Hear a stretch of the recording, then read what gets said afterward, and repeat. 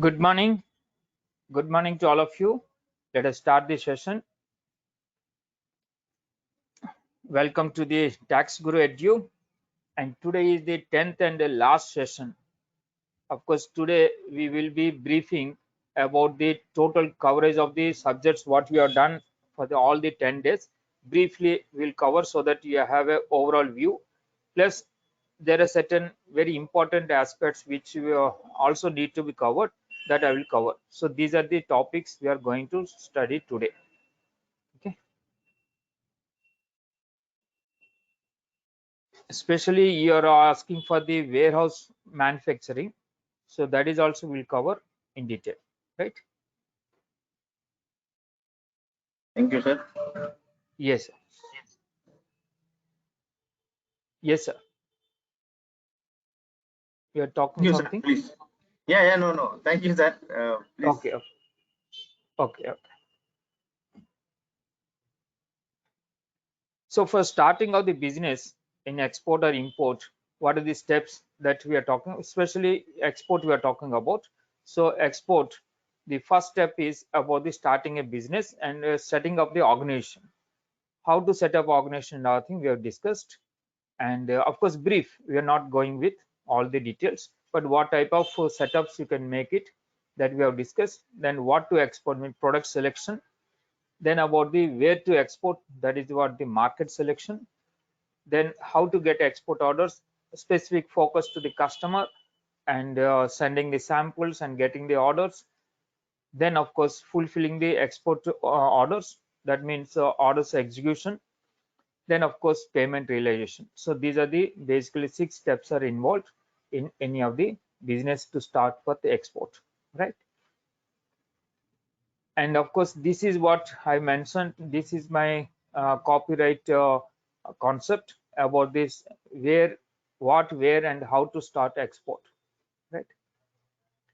Then first is setting up the business. Setting up the business means establishing an organization. The organization can be, as you know, it can be any formal setting up of means proprietorship, or the partnership, or the limited company, or the public limited, private limited company, as you like. As per your convenience, you can start a formal setup of the organization. And also you can start the business as a merchant exporter, or as a manufacturer exporter if you have a manufacturing facilities, or any of the trading agents and everything also, or distributor also can start the business. So then after, very essential part of it is about the statutory requirements. The statutory requirements to obtain PAN number is very essential to start with the business. Then of course you have to open the bank account. Especially as I told you, the bank account must be opened in foreign exchange branch. It's not all the branches. Don't make that one. Though you have other accounts in other branches, convenience to your place and the location. But whenever you're making the dealings with foreign exchange related or export imports, it is essential that all the documentation and other payments and everything will be routed through foreign exchange branch of the bank. So select that bank and there you open the account. Then obtain IEC number. IEC number, again, it is nothing but PAN number only, but you have to apply to the DGFT. Now everything is online, so online application you have to make, and then they will confirm the IEC. But IEC, again, please note, it is in an annual exercise now. Earlier, one time for the life, it is life for one time only. But again, every yearly, between say April to June, you have to update the IEC. Means it's the IEC live, like, because there are many of lakhs of IEC was opened, but those are not live, they're not operative, and also certain times misuse also happening. So therefore this step is taken by the government. So every year you have to update this one, otherwise it become inactive. Once it become inactive, then no export and imports can be done. Okay. Then coming to the service exports. Service exports, suppose you want any of the benefits, then IEC is mandatory, otherwise no. But all type of goods, whether it is small amount or larger amount, whatever the irrespective of the amount, you have to take the IEC. But service, of course, if you want the any of the benefits from the organizations, any of the export benefits, then it is a mandatory, otherwise not a mandatory. Then taking the RCMC, from the RCMC means registration cum membership certificate from concerned EPC, Export Promotion Council. There are various, almost like 27 export promotion councils are there. This apart, there are also there are commodity boards are there. 7 commodity boards are there corresponding to your product, because these are product specific. You have to take the membership accordingly. Okay? And also there is a FIVO. So FIVO for the general, for all the, it is an apex body. All type of products, whatever you want as a merchant exporter. For example, today use garments, tomorrow mangoes, some other day engineering items, like that you want to send, then each time you need not go to the different RCM and say EPCs, but centrally you can take one apex body, that is a FIVO. FIVO's membership you take, that is suffixes, and it requires all the requirements. Okay. Then of course you have to register with GST. If you are making any of the import and export transactions, GST registration is a mandatory. So therefore, you have to take the GST registration, and of course, with customs registration also you have to do with your AD. AD means authorized dealer. That is your bank code. That bank code has to be registered with this customs authorities. So this is essentially you have to follow these steps. Then of course, develop a plan. You have to make a complete plan about how to go about the exports. Accordingly, of course, you have to develop certain knowledge and get trained and get some access for the capacity assessments. This is basic setting up of the business, right? Then of course, once you set up the business, you have to focus now what product. Then what to export means what product. Select the product or service of your choice where you are very conversant with. Many people makes a lot of mistake that any product they can sell in the international market if they have the contacts. That is very wrong, because these are the quality aspects also there, and many other pricing and getting the right quality and other thing also involved. So get the right sourcing is very important, and consistency also very important with the quality. So accordingly, when you have a good convergence with that product, have the acquaintance, only those product or services pick up, then start. Verify the, of course, when you have picked up a product, then you have to identify whether it is in a freely exportable or any restrictions are there or prohibitions are there, both within India as well as outside India, that importers country also. So every country has their own restrictions for different products and services. So therefore, accordingly, you have to select that product. If there is no restriction, then of course it's good. If any restrictions are there, then a lot of formalities you have to follow. Then only you can export. Some certain items, of course, prohibited. Those are not allowed to do any import or exports of this. Then study the demand and supplies and competition and product specification related. What are the regulations are there? Specific, again, product related, not only just country related regulations, but product related also. Quality norms or quality regulations. What are the standards are required? For example, you want to send some goods of food items to Middle East countries, for example, Muslim countries, those things. Their halal certificate is a mandatory requirement. So whether these requirements are meeting or not, that is also you have to product specific, again, these things. So you have to understand, and accordingly you have to select the product. And your competency also must be there with the product, because you have to consistently able to get the high quality products at a very competitive price. Then only you can make this one export entry, right? This first step is you're now ready for the export business. Only this much is readiness it indicates. Then of course your market study has started. Then where to export. Where to export means selection of the market and finding the buyers. That is the next step. Once the products are very clear within mind what products you want to export, then finding the market. Selecting the market, which countries go. Again you have to understand about the market and the product mix. That particular product and particular market or region or country you are selecting, Then you have to make a lot of study about the competition and what is the various practices are there. If you want, you have to make business trips and market research you have to do, and then finding the opportunities to various means. Of course, nowadays even embassies also supporting. Embassies also not in a diplomatic only that mission, but there are certain in all the Indian embassies abroad, there are divisions are there, trade divisions, so that they will help you for the finding the customers. So you have to write to them and find the good customers about your product. You have to give the brief description of your product, and of course they can help you for the finding the buyers. Similarly, various chamber of commerces are there, plus various other portals also there. Some are the paid portals and some are the free of cost portals. They also support you in getting the specific buyers with contact details. And also trade information also you can get from the various these channels. And commerce ministry also has a details about the trade related country wise, what are the products and all thing going, those also available.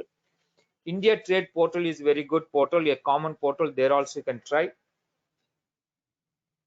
Then your EPC means export promotion council, they also specific to your products, they also will help you which market you have to focus.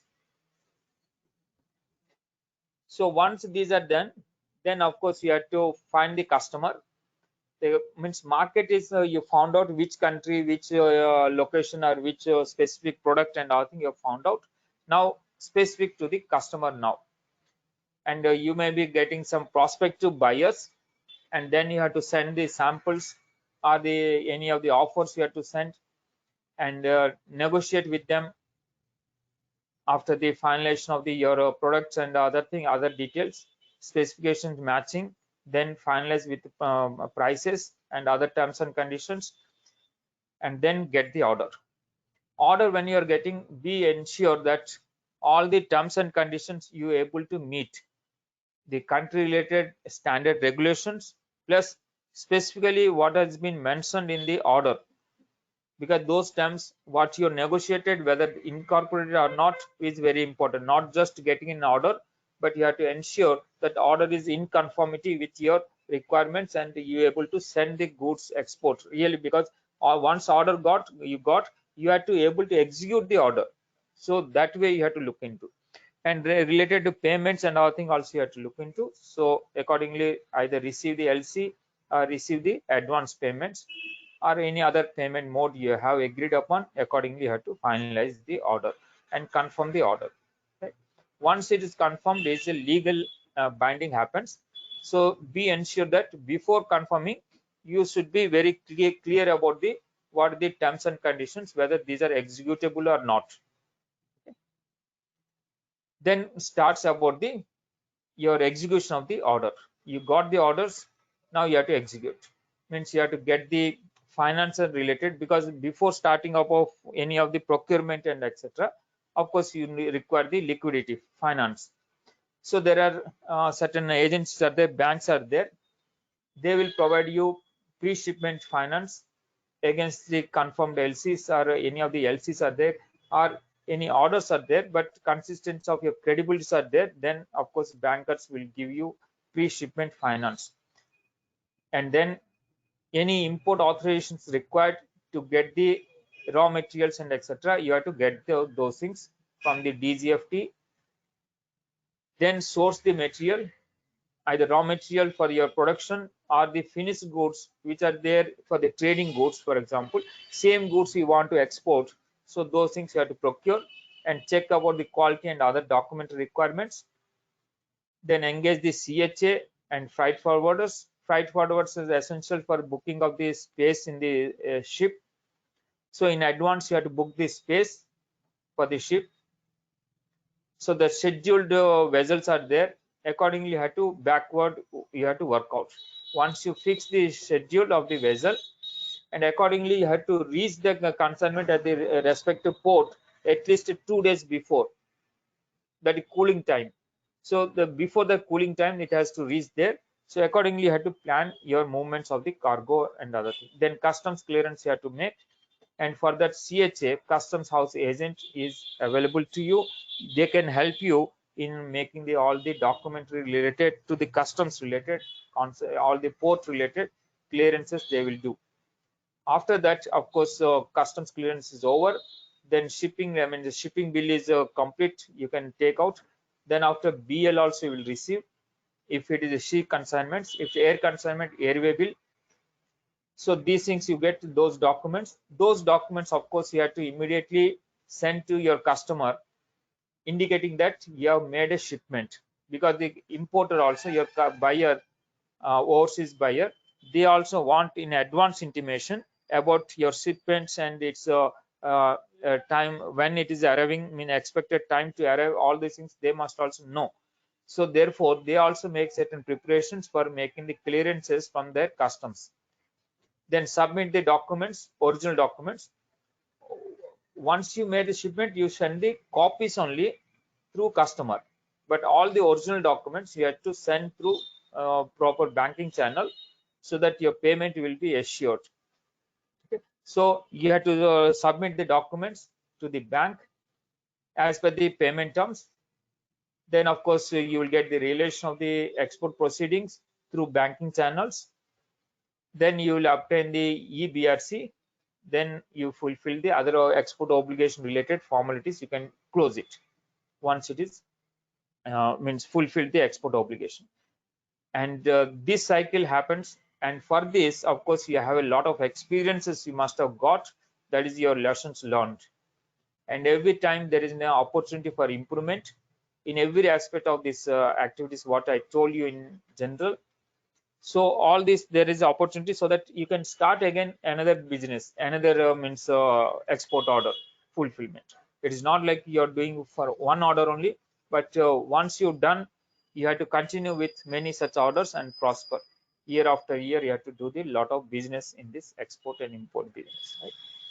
So this is what the brief about the starting to means getting the realization. This cycle is complete. Once this cycle is complete, again you can recycle for many other orders also. Now, hello, yeah, sir.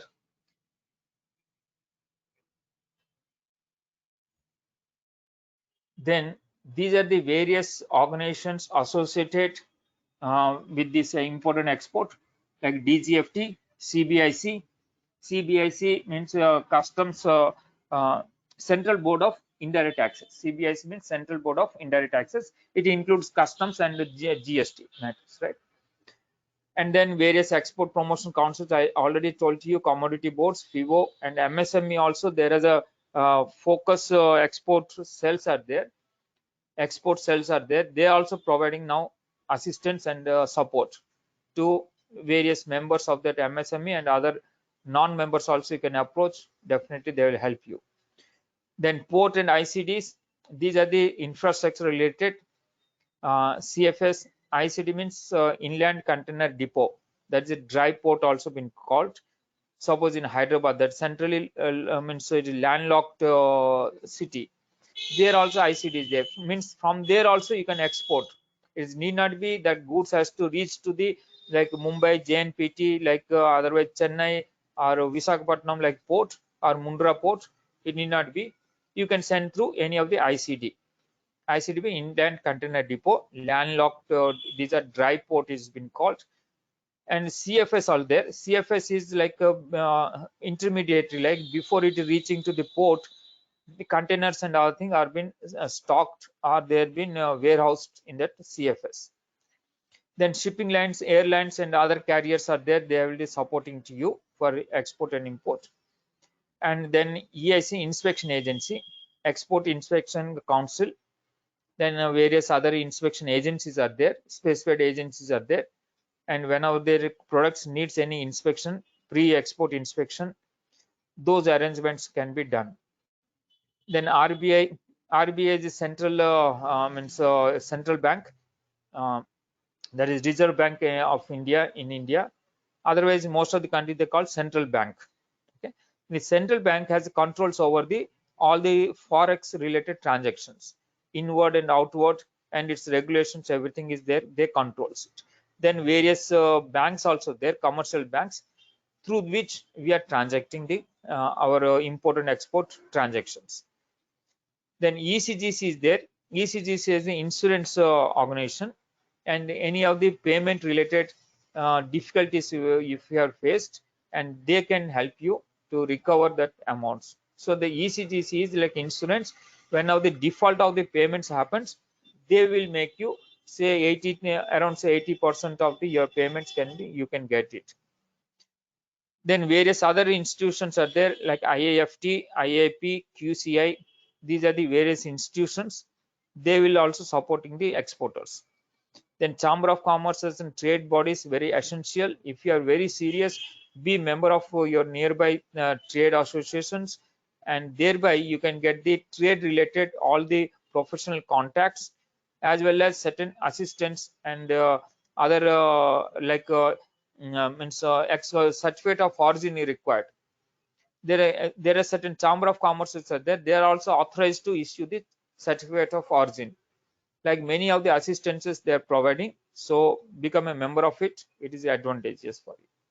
Then various trade promotion like exhibitions and all thing. For that, there's a ITPO and ITP, TPCI. These are the organizations to promote the exports from India.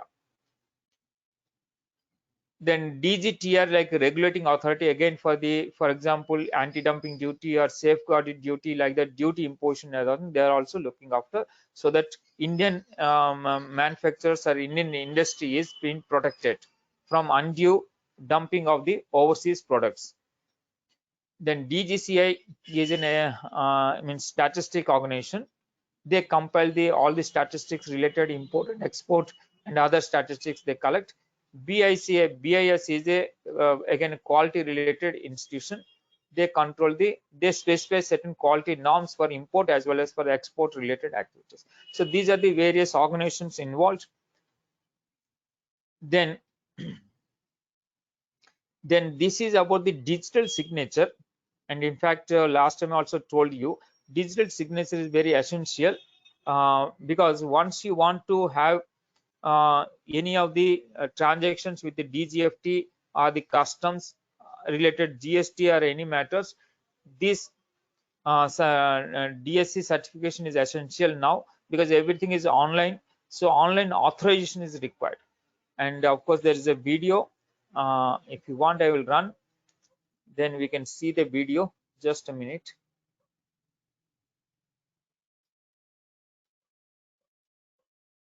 Just a minute, I will run the video.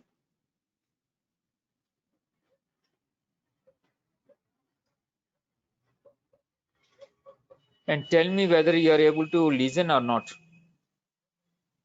I'm running just now.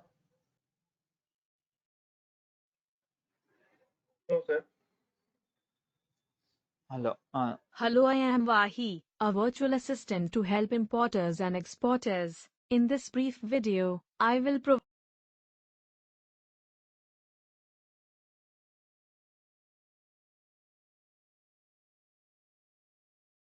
provide guidance on usage of digital signature certificate for signing applications on the new DGFTE platform. Digital signature certificate is a secure token in the shape of a USB drive. It is used to sign documents and applications electronically on the DGFT and other platforms. For DGFT, it may be a Class 2 or Class 3 DSC token. You may get your DSC token from any CCA-approved agencies. Please refer cca.gov.in for the list of licensed DSC providers. The validity period of DSC should not have expired. Make sure that drivers for digital signature are installed on your system, so that your machine can read the token. Please download and install the eMudra utility from the link emubridge.emudhara.com. Any of the following DSC tokens works on the DGFT platform. For individual-based token, the PAN of the signatory on the IEC should match with the PAN in DSC. For organization-based token, The organization name in the DSC should match with the firm name on the IEC. For IEC-based token, the IEC number embedded in DSC token should match. For proprietorships, IEC is issued against the proprietor's PAN. No separate PAN is issued in the name of the proprietorship firm. Individual token or the Aadhaar of the proprietor would work fine here. For limited company or OPC, a signatory other than director may be authorized by its board and as per CCA rules are allowed. You may also refer this matrix for type of tokens allowed according to the type of firm. How to use the digital signature token to link the IEC. Install the DSC token drivers. Install mBridge eMudra utility application. After installing, open mBridge application and check whether the service status of mBridge utility application is running. If it is not running, please refer to the FAQs provided later in the video for troubleshooting such issues. Go to Link IEC and select eSign using DSC. Select Provider from drop-down, select Certificate from drop-down, enter the DSC password and submit. Once you click Submit, the details of DSC are matched with the IEC details. An error message is generated if the details in the IEC do not match the DSC. Upon successful validation, the IEC shall be linked with a user ID. Let's do a small demo on how to link IEC using DSC token. Register first and then log in with valid credentials. Click on Link IEC. Enter IEC number. Then click on Link IEC. Click on OK. Then select Digital Signature Certificate. Then select Provider from Provider list. Select Certificate from Certificate list. Enter your token password and click on Submit button. After clicking on Submit button, the details of DSC will be validated with the IEC profile, and upon successful validation the IEC will be linked to profile. Some commonly asked question on signing using DSC. Please reinsert the digital signature token. Check mBridge is installed and running in the system. Check if the correct dongle crypto token are connected with the system. Check if the right drivers are installed with respective dongle crypto tokens in the system. In the above scenario, kindly check 2 points. mBridge utility is installed and in running state. You are using Windows version 7 SP2 Plus or above. May also refer to the troubleshooting guidelines on eMBridge website. Please click on Refresh. The status will change to running. If the same problem persists, it is recommended to reinstall the eMBridge application and make sure you are using the correct OS version. Okay, so that is what the installation and other details. So let us go now to the subject.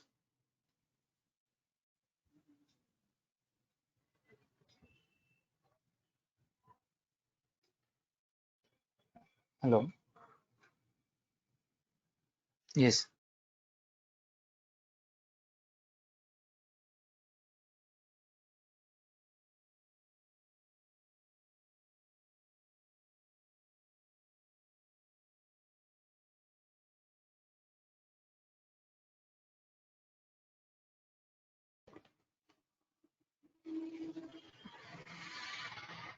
So further going forward, DGFT related, DGFT publishes the foreign trade policy, and also supporting to it there are rules, that is procedures they call it.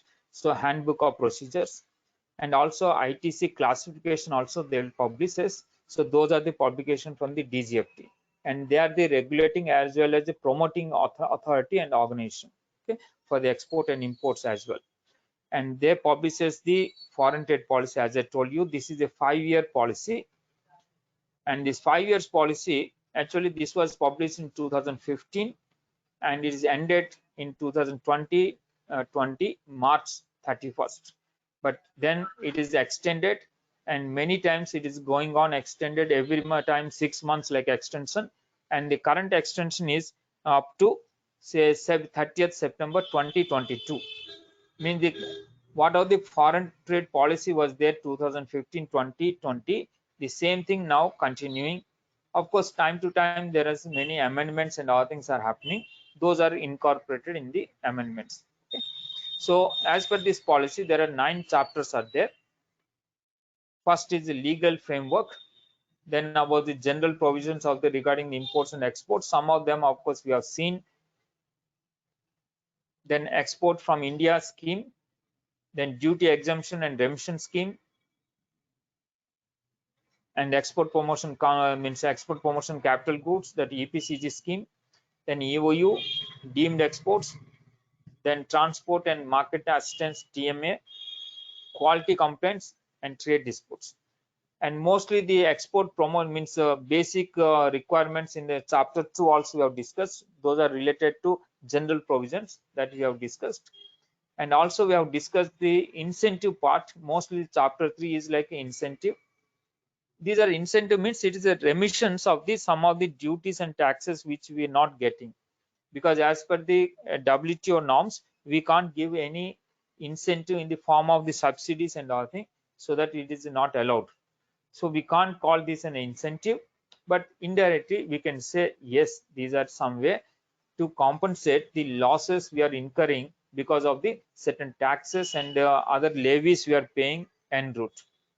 Earlier there was means there's 2 schemes are there under this chapter 3, MEIS and SEIS. MEIS means merchandise export from India scheme. Then SEIS means service export from India scheme.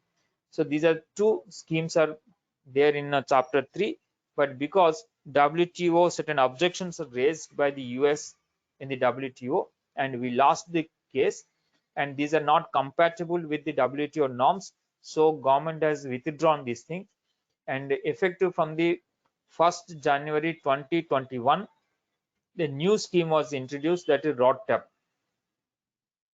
ROTAP scheme is it is a remission scheme of the taxes and levies at various stages till it has been exported. Various stages there are many levies and taxes have been levied, but none of those are been refunded or any remission provisions are there at present. So therefore they introduced the ROTAP scheme, and as per the standard rates of the ROTAP scheme you will get the benefit of. Then duty exemption or remission scheme. The duty exemption scheme is means advance authorization and DFIA. These 2 schemes, the advance authorization and DFIA works on the means raw materials. What are the raw materials required for production are being allowed to you to import or procure from the domestic sources, and whenever you are importing, the duty will be exempted.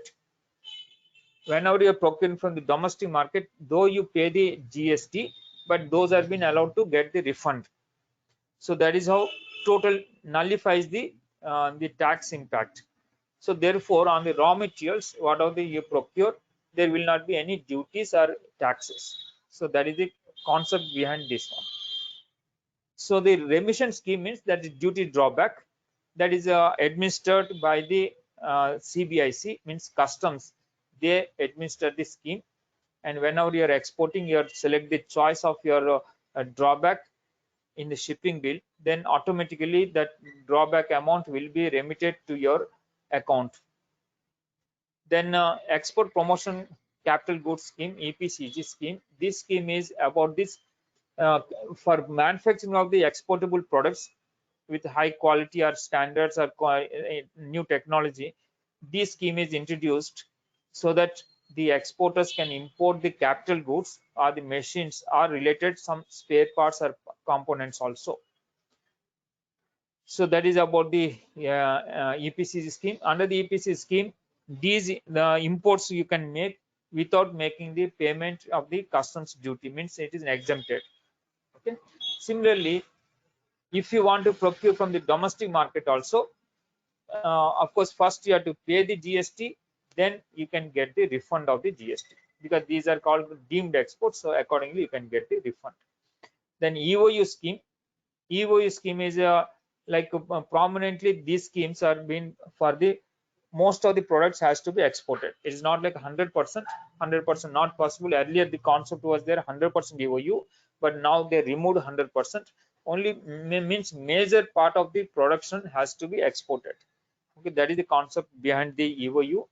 And EOUs can get the raw materials, components, spares, and services, as well as certain means machinery and other thing also they can import duty free.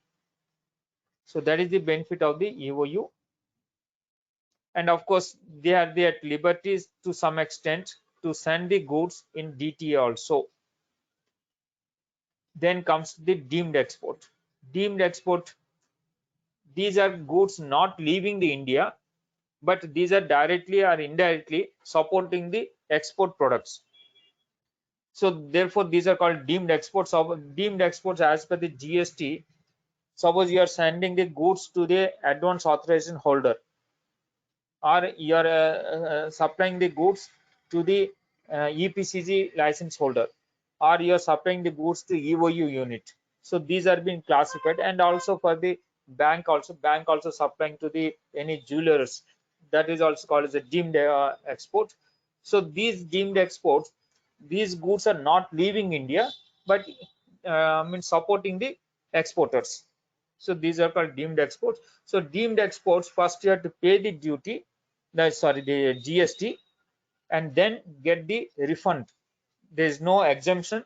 It is not treated as a zero rated export, but only you have to get the refund. First pay and get the refund. Then quality complaints also, there is a cell is there in DGFT, and that I will show you, that video I will show you later. So others is definitions. Deemed export, sir. Hello. Yes, tell me, sir. Yes, sir. In deemed export, it is built to Germany, shipped to India. Goods are not leaving India from India. Am I right? Deemed exports, as I told you, only those 4 categories are called as deemed exports, not others. The 4 Okay. categories are: one, if you are supplying to advance authorization holder; second, if you are supplying to the EPCG license holder; third, if you are supplying to EOU, EHTP or STP or biotechnology parks; this, and fourth is the bankers are giving the gold to the jewelers, that is specifically gold and ornaments related, that provision is provided. But otherwise others are not treated as a deemed exports as far as the GST norms are concerned. And the deemed exports as per the foreign trade policy has certain broader definition. Of course, suppose you are participating in any of the international bidding, suppose you got an international bidding, any contract against international bidding, and domestic supplier making the supplies to the international bidder, then that is also called as a deemed export. And also super thermal means ultra super thermal power plants capacity of above 1000 megawatts, if you are supplying to those power plants, then also it is called as a deemed exports. So like that, deemed exports as per the foreign trade policy has a broader definition. But if you want to get the GST related any refunds, only those are 4 only called as a deemed exports. Okay. But in GST point of view, also, sir, I have a doubt. One is Yes, sir. built to Germany and shipped to India. Goods are not leaving India. We need to charge a GST, but called as a deemed export. Am I right? Sir, deemed export, again I'm telling, from the That GST point is, of view, apart from 4. these only these 4 only, no apart from, only these 4 only Okay. entitled as a told called as a deemed export. Others Okay, are sir. not treated as a deemed export. Therefore, that question will not arise when we are supplying to somebody else like that. Only these 4 Okay. categories only treated as a deemed export as far as GST is concerned, and accordingly refund is concerned. Refund you will get only for these categories. Thank you, sir. Okay. Then, as I told you, there is an export promotion councils, ROTUP. I told you that is remission of duties and taxes on export products. This was introduced from the 1st of January 2021. Earlier was MEIS and all things there, that has been replaced. Now no more MEIS, right? And the rates are given in the appendix 4R in the handbook of procedures published by the DGFT, their handbook. There the appendix 4R, if you see, there the rates are given. Sometime back, of course, I shown to you what are those different rates also, right? These are product specific. You have to select as per the HSN code six digit level. You have to make this one. Okay. And advanced authorization as per the SION norms. SION norms means standard input output norms. As per the SION norms only, for example, a export product is there. For that, what are the allowed inputs with quantities are being defined in the SION norms, standard input output norms, and these are being published by the DGFT SION norms. Okay, only those items, raw materials or packing materials or consumables are allowed for that particular export for product. So each of the product wise, there is a standard norms are there for the raw materials, packing materials, components, and etc.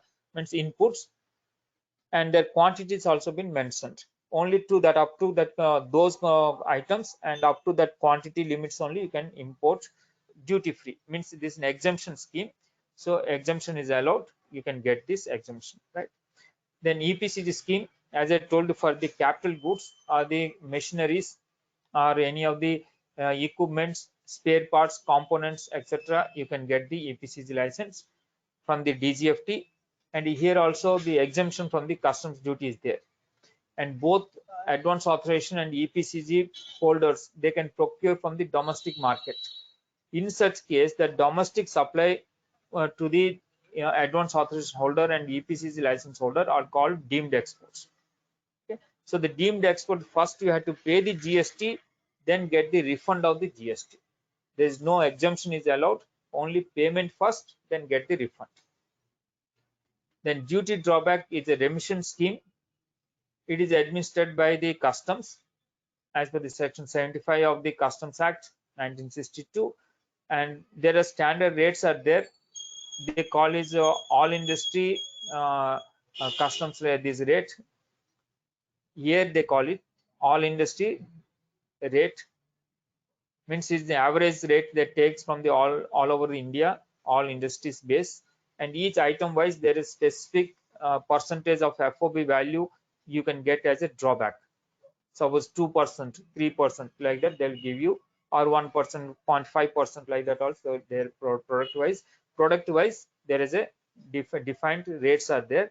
Every year they used to publish, the customs authority used to publish every year the updated rates, so accordingly you will be entitled. Once you select the your option for the drawback in the shipping bill, then automatically the amount will be credited to your account. Then EOU scheme.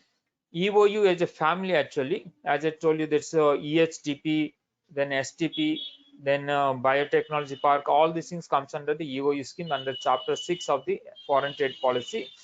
As per this policy, all the inputs and capital goods, what are the required for the production and export, all these things are being allowed. Import duty free, means exemption without payment of the customs duties.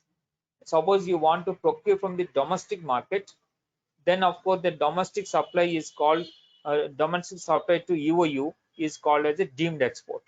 So deemed export, again the refund is there but not exemption. So GST whatever you been paid, that you can get as a refund. Okay, that is about EOU. Then SEZ. SEZ is a separate act. It is not in the foreign trade policy. Earlier it was there in foreign trade policy, but effective from the 2005 onwards, there's a made a separate act. And as per this SEZ Act 2005, it is governing the all the transactions. The SEZ is treated as a foreign territory. So therefore, if you are sending the goods to the SEZ from the domestic market, if you are sending the goods or services to the SEZ, these are being treated as an export, zero rated. Okay, because these are means foreign territory like it has been considered. And the SEZs, of course, they can import raw materials or packing materials or all the inputs as well as the capital goods, machineries, and etc. Without payment of the duty, means that the customs duty has been exempted. Okay. And the FTWZ also operates under the SEZ Act only. This foreign trade warehousing zone. This is for the trading purpose. Mostly it is for the trading purpose, means you can import the goods and stock there in FTWZ, and anytime if you want to sell to overseas you can do so, or if you want to sell in the domestic market you can do in the domestic market also. There is flexibility, means it is for the stocking only purpose. Then after you can make the any of the transaction. For example, in a season there is some materials are available in seasonally some low prices, so you can bulk purchase them to low prices and stock there, and then after you can export to any of the countries as you like, or you can domestically also you can sell. So this is what the FTWZ, that is free trade warehousing zone. Then mover scheme is again a combination of the section 65 and 55, 55 58 and 55A, 58A combination. They made this scheme, and this scheme is also available for, means it is a warehousing as well as manufacturing, very flexible scheme. Both you can do in under 65 of the Customs Act. This customs bonded warehouse, means manufacturing, and 58 governs about the warehousing as well as the manufacturing. Both these schemes are clubbed together. So this is what the wonderful this scheme. There are 2000 mover 2000 2019 and mover 2020 also available. There are two schemes are there. What are those schemes? Today of course you are requested, so I am covering in detail. Okay. Then there is a various export promotion councils, as I told you. These are all various product specific export promotion councils are there, and commodity 7 commodity boards also there, specific to the again products. Accordingly you can select your product and you can take the RCMC, means registration cum membership certificate from this. This RCMC certificate is essential if you want to avail any of the exports benefits like advance authorization or EPC scheme or ROTAP or merchant exports also. If you want to do, then RCMC is a mandatory requirement if you take the advantage of that benefits. Then CBIC related. CBIC related, one is the statutory provisions about the levy of the customs, because whenever we talk of the customs, always we see as that is a revenue department. The revenue department is the primary role is to control the imports and export, means which are going outbound or inbound of the goods, that is being controlled. And of course for that there is a certain duty collection is there. So the primary role of the customs department is for the duty collection. Okay. And in the duty collection under the first schedule, there's about the import duty, means under the section in the Customs Act 1975. And assessment and other thing, of course valuation and other thing can be done in the Customs Act 1962. The levy is under section 12 and then valuation under section 14. But customs, the rates have been defined in the Customs Tariff Act, the schedule 1 and schedule means first schedule and schedule second schedule. First schedule about the imports, and imports again when you are making that schedule, if you see all the imports there are means HSN wise, means Indian trade classification ITC HSN being is been aligned with HSN code. HSN code is internationally bounding code, and internationally all the transactions which are happening, there is each item there is a specific unique identity numbers. Those are codes. So these are uniform across up to 6-digit level, these are uniform across the world. All the signatories follow the same coding, and that means it is the same meaning and same product if you have mentioned the code up to 6 digits. and extended to it, many countries are adopting additional codes. India is adopted additional 2-digit codes.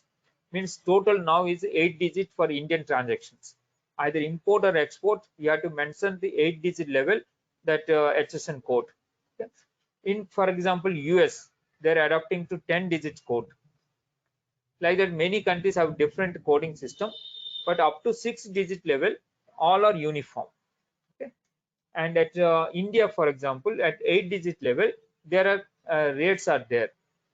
The rates have been, what are the import duty rates are been specified in the first schedule to the this customs tariff act. Then second schedule talks about export. In export also certain cases are there where the duties are been applicable. Okay, the duties has to be paid. Then customs levy. The customs levy the duties that as per the percentage of the CF value or accessible value, we call it. On accessible value, they levy the duty, and most of the duties have been levied based on the percentage. So those are called ad valorem basis. Ad valorem means percentage, means 10% or 5% on the CF value, means accessible value. They collect the duty. That is ad valorem. There are specific duties also there, means for quantity wise. It's not like percentage but quantity. Some amount per kg this much, per ton this much of amount, like that. That way they collect the duties. Those are called specific duty. Then in certain very few cases, there are specific as well as ad valorem. Means per kg or per ton or per piece also they collect certain amount, a fixed amount, plus there's a percentage wise also. Both they link it. So those are called specific plus ad valorem basis. Coming to the types of duties, there's a basic customs duty as per the section 12 of the Customs Act, and all other duties are under the Customs Tariff Act. Only section 12 only talks about the basic custom duty is under the Customs Act 1962, and all other duties comes under the Customs Tariff Act 1975. So therefore the IGST also collected, apart from the basic customs duty, IGST is collected to compensate, like means for India, for example, there is a GST is applicable. Similarly, it has to countervailing to imports also. So therefore, the IGST also been collected. But IGST is collected under the Customs Act, not under the GST. So it is Customs Tariff Act section 7.3 under which IGST has been collected. And similarly, certain items like automobiles or automobile components, or certain demerit items like tobacco items. For that, there is a cess also there. That is called compensation cess. The compensation cess is collected under section 3.9 of the Customs Tariff Act 1975. So these are the broadly for the goods at present. But again, non-GST items are there. For example, like alcohol or petroleum products. For that, there is a previous regime before GST. There are certain taxes are there, duties. Those all been again collected for non-GST items. Those are like additional means CVD, countervailing duty, and again special additional customs duty, SAD, that is 4%. Okay. CVD is equivalent to the excise duty. What is the excise duty applicable? Because excise duty is still applicable on certain petroleum products, and state excise is applicable for alcohol. Like that, there is still excise duty also applicable, and the CVD is to countervail the means equivalent amount of the excise duty, that is CVD. SAD is a standard 4%. Okay, so these duties also applicable as per your product. Then custom duty calculation for import. First you have to find out the accessible value. What is the accessible value? Accessible value is nothing but CF value in Indian currency. Means what are the foreign currency you got the imports in dollars or euro or any other currency, you have to convert it into Indian currency as per the customs defined that notification. Customs every monthly they used to publish the currency conversions. The notification used to publish. As per that notification, the current applicable conversion rate you have to apply and convert the foreign currency into Indian currency. If any other suppose the transaction, the delivery terms as per the Incl terms may be different. There are 11 Incl terms are there. Any of the things can be transacted. Suppose in FOB value, then you have to arrive at the CF value, because always the assessment is done on the CF value. Then you have to add insurance and freight. Like that, you have to arrive at always comes to the CF value. Then you have to make the assessment. And the accessible value is all the times it is the Indian currency only. Now the calculate duty on the accessible value. The duty as per the rates, as I told you in this schedule 2, for example, the first schedule, there is import. The first schedule, what are the import duties are mentioned, either it's as a percentage or as well as a specific duties or combination of the both. You have to make the duty calculation on the accessible value only. Okay. And of course, I'll show you in this A, that the schedule 1 is there in the custom CBIC portal. There is a schedule 1 as well as schedule 2. Or 2 is about the export. The export, again, what you have to do is the assessment has to be done on the FOB value. For export, it is an FOB value. For import, it is a CF value. So assessment has to be done on the FOB value. Of course, FOB value must be converted into INR. And any other Incl terms, you have to convert into FOB. You have to bring to the FOB, arrive at FOB value, then convert into Indian currency. That is an accessible value. On that, duty has to be paid. And for that also, there is a notification, means there is a chart is there. That chart we can go through and we can identify. Just a minute, I will open this one.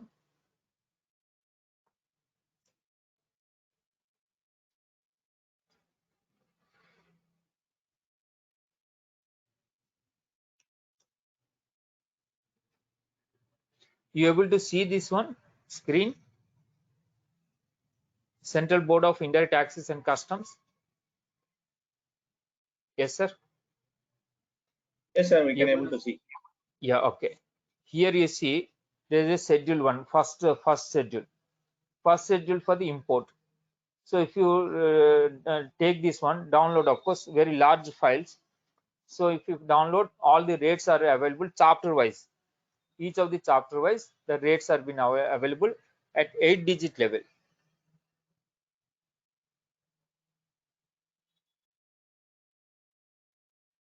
Yeah.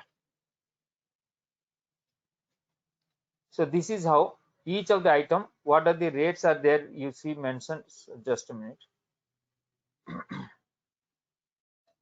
You see, these are the rate. Some of the items, like in the first chapter, this is about the 01 means first chapter. First 2 digits indicate the chapter.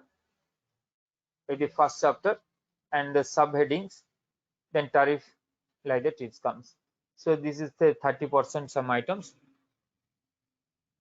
Like that you can see each of the item. There's a rates are there. These are the 30%, like that you see. Still, if you come down,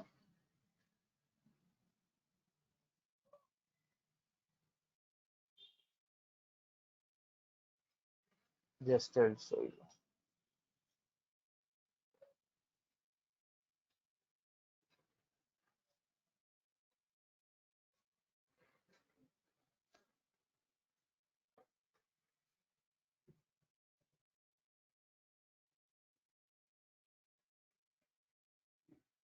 Like for example, some items even 100% also there. Suppose palm oil and its fractions like this, there's 100%. Okay. And there is various rates are there accordingly.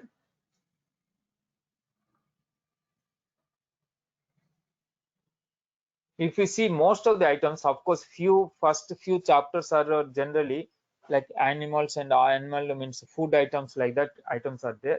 Generally, to discourage import, high rates are being mentioned. But as you progress further, the rates will maybe down. In, for example, chapter 84, machineries and etc. a normal rate is around 10%.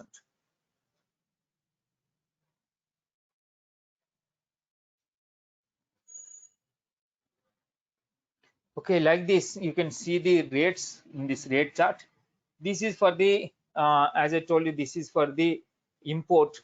Again, similarly, the schedule, second schedule is there for export. This is for export. You can click here and get the export details also accordingly, the rates. Okay. Each time you have to see the customs, this ITC HSN code. As per the HSN code only, the rates are being mentioned here. Each of the items, there is an HSN code. You see, these are the HSN codes. Against the HSN code only, the rates are being mentioned. Okay. So these are eight digit level, they mentioned it. Okay.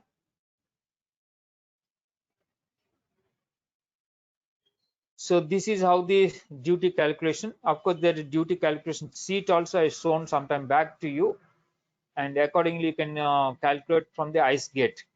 ICE gate, if you open, there is a calculation sheet is there. If you want, again I will show you. Just to mention the ICE gate.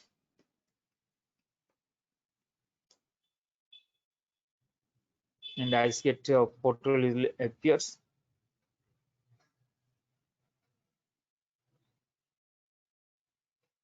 Then you have to go about all these details also available to you. The custom duty calculator here, this is the calculator.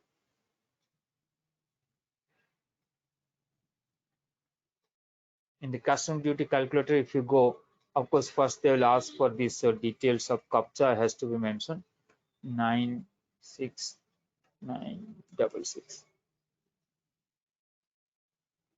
Then you see import guide and export guide like that there. Import guide, if you're looking for the imports related, let us go to the import guide. Then again, it shows the import related. Just then they will ask you this detail. If you know the product, or if you want to know any of the products, for example, you want to import, say, for example,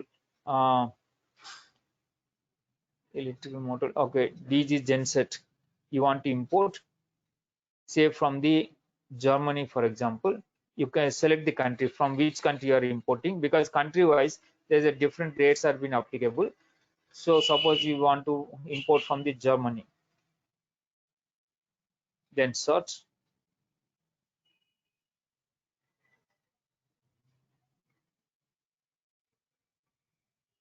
Okay, this particular product is coming little bit. I will select some other products, for example.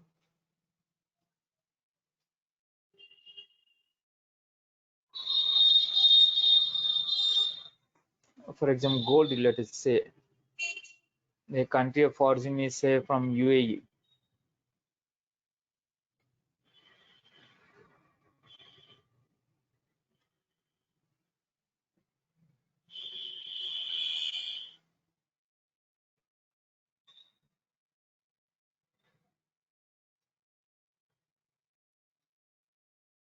Yeah. So gold related, gold, silver, like this, you can see what are the rates and all thing. For example, you want to this product at 8 digit, you want the more details about the that import related to what are the means duty applicable.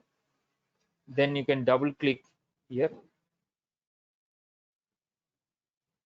If you double click, then it will show you the details of the duties.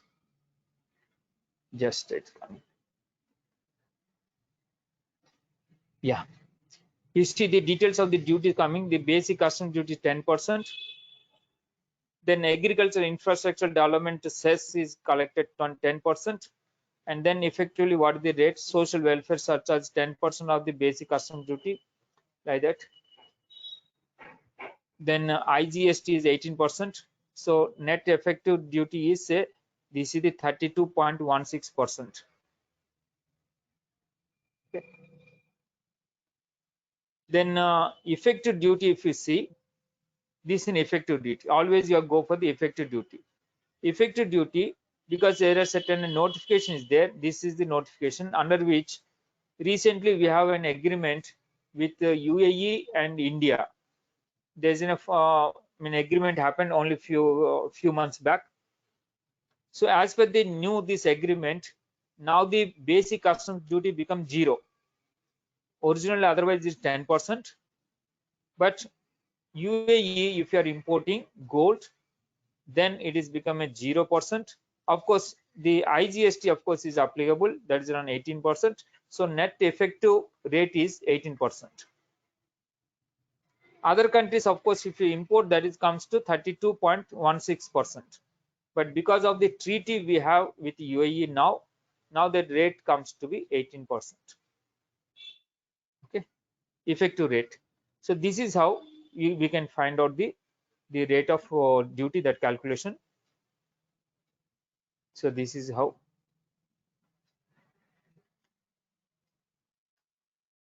Then for the import and export, what are the rate of applicable rates are there? Let us understand. Suppose import for home consumption. If you are filing the bill of entry for home consumption, the rate of duty on the date of filing of the bill of entry is applicable.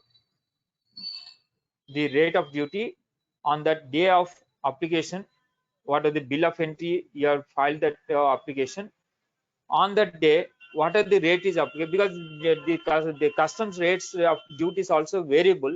Many times, time to time, it changes. But on that particular day of the your bill of entry, what are the rate is applicable, that rate has to be charged. Then exchange rate.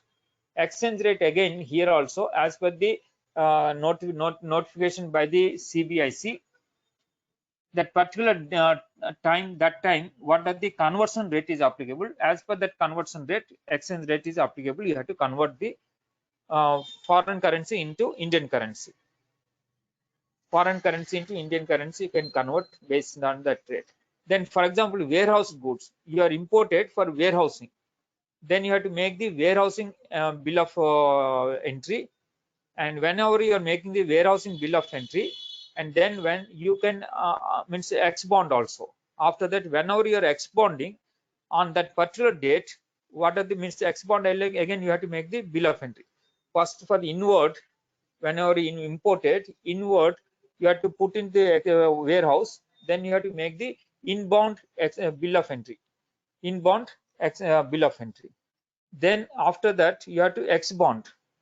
On the ex bond bill of entry, when you have filed that bill of entry on that particular date, what are the rate of duties applicable, that has to be charged on the date of removal, means ex bond bill of entry date.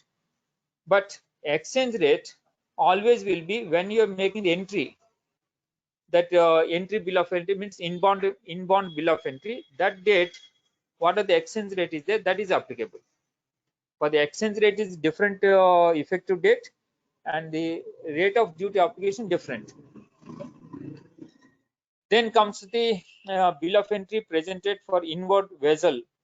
The bill of entry shall be deemed to have the, suppose certain times bill of entry you can make the in advance also.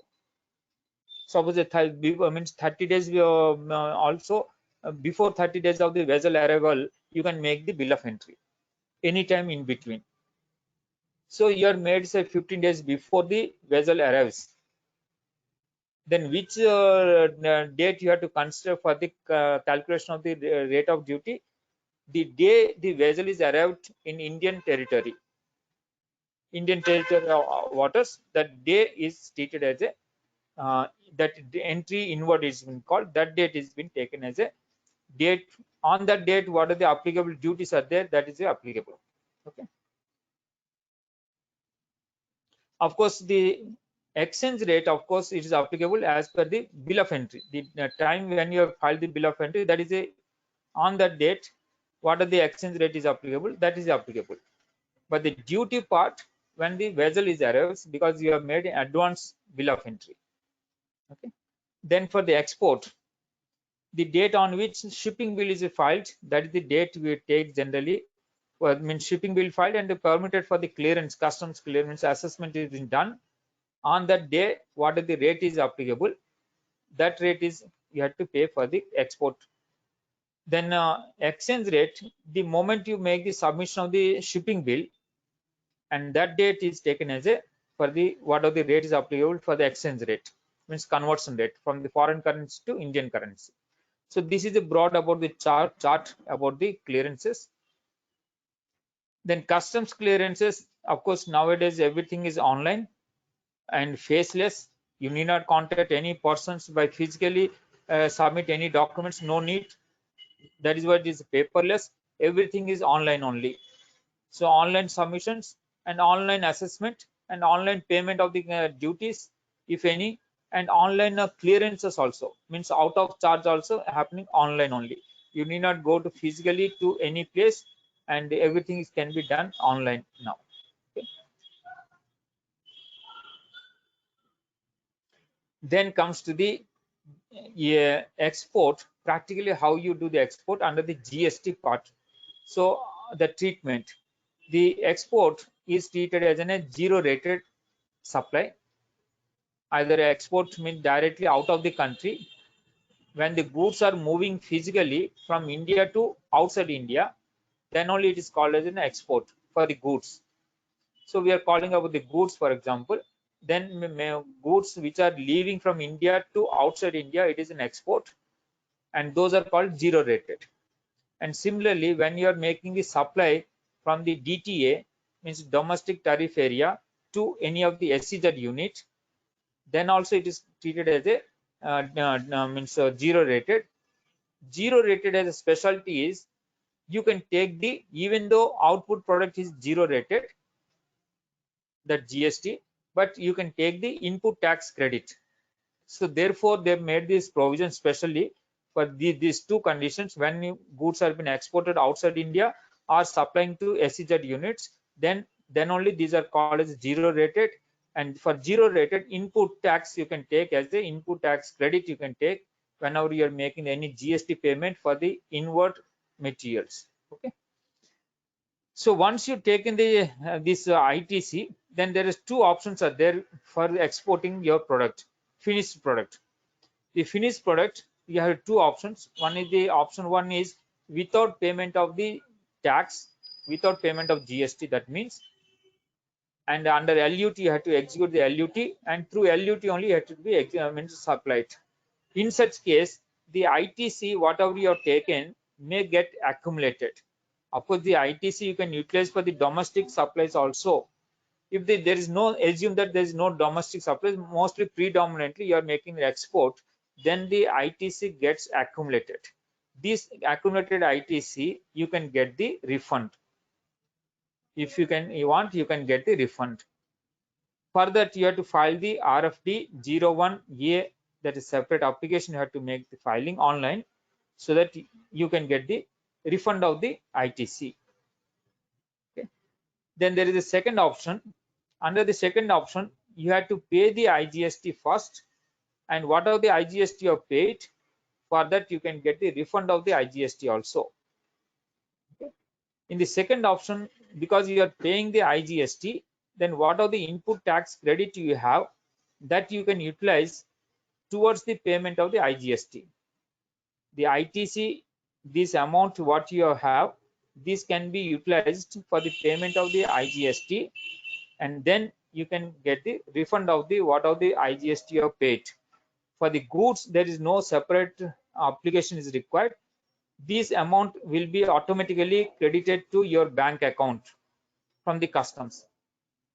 So you need not make any separate application in case of goods. I mean, the shipping bill itself is treated as a application, and there is no need for separate application. Okay. But of course, if you are supplying to SEZ, or if you are making the export of services, there is separate application is required. Okay. So this is about the export under the GST. Okay.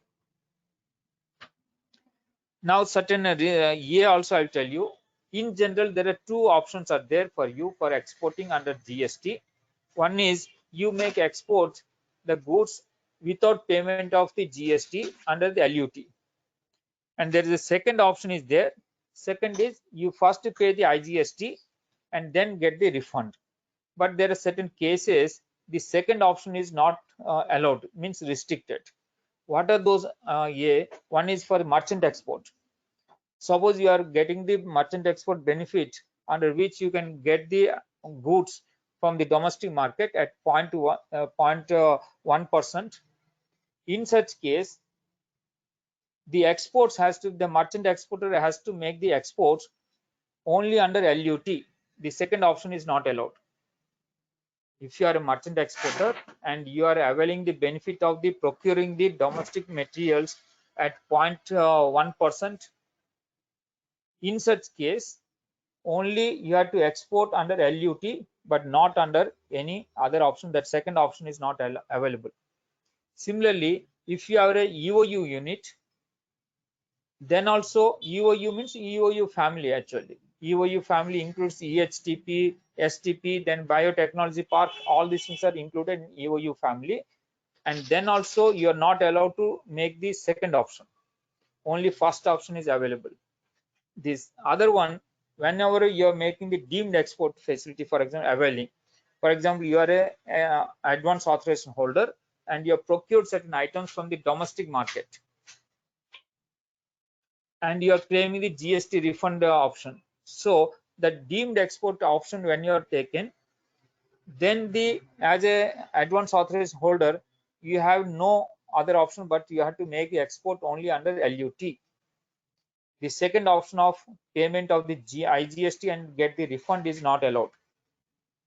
Okay, so that is how. Sorry, here the under LUT edited, not under it on payment of only GST. Okay, GST. This option, second option is not available. Only first option is there.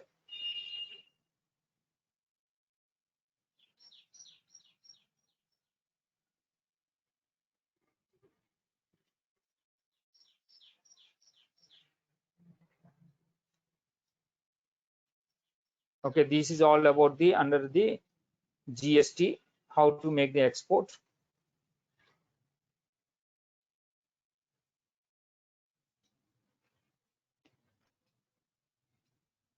Now the deemed exports, as I told you, deemed exports only these are the four are treated as a deemed export under the GST. Others are not. Though in a foreign trade policy, there is a broad definition and covers many other transactions also.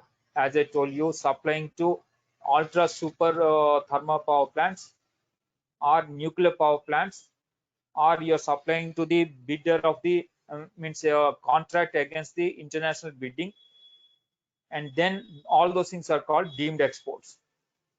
But as per the GST, only these four aspects, means if you are supplying to these four categories: advance authorization holder, EPCG authorization holder, EOU unit, or gold to these supplies, then only it is treated as a deemed export. Whenever the deemed export is there, first you have to make the payment of the GST. There is no, it is not treated as a zero rated. It is not treated as zero rated. Therefore, exemption is not allowed. Under LUT, you can't supply. You have to make the only payment of the GST, and then you either the supplier or the recipient can claim the refund.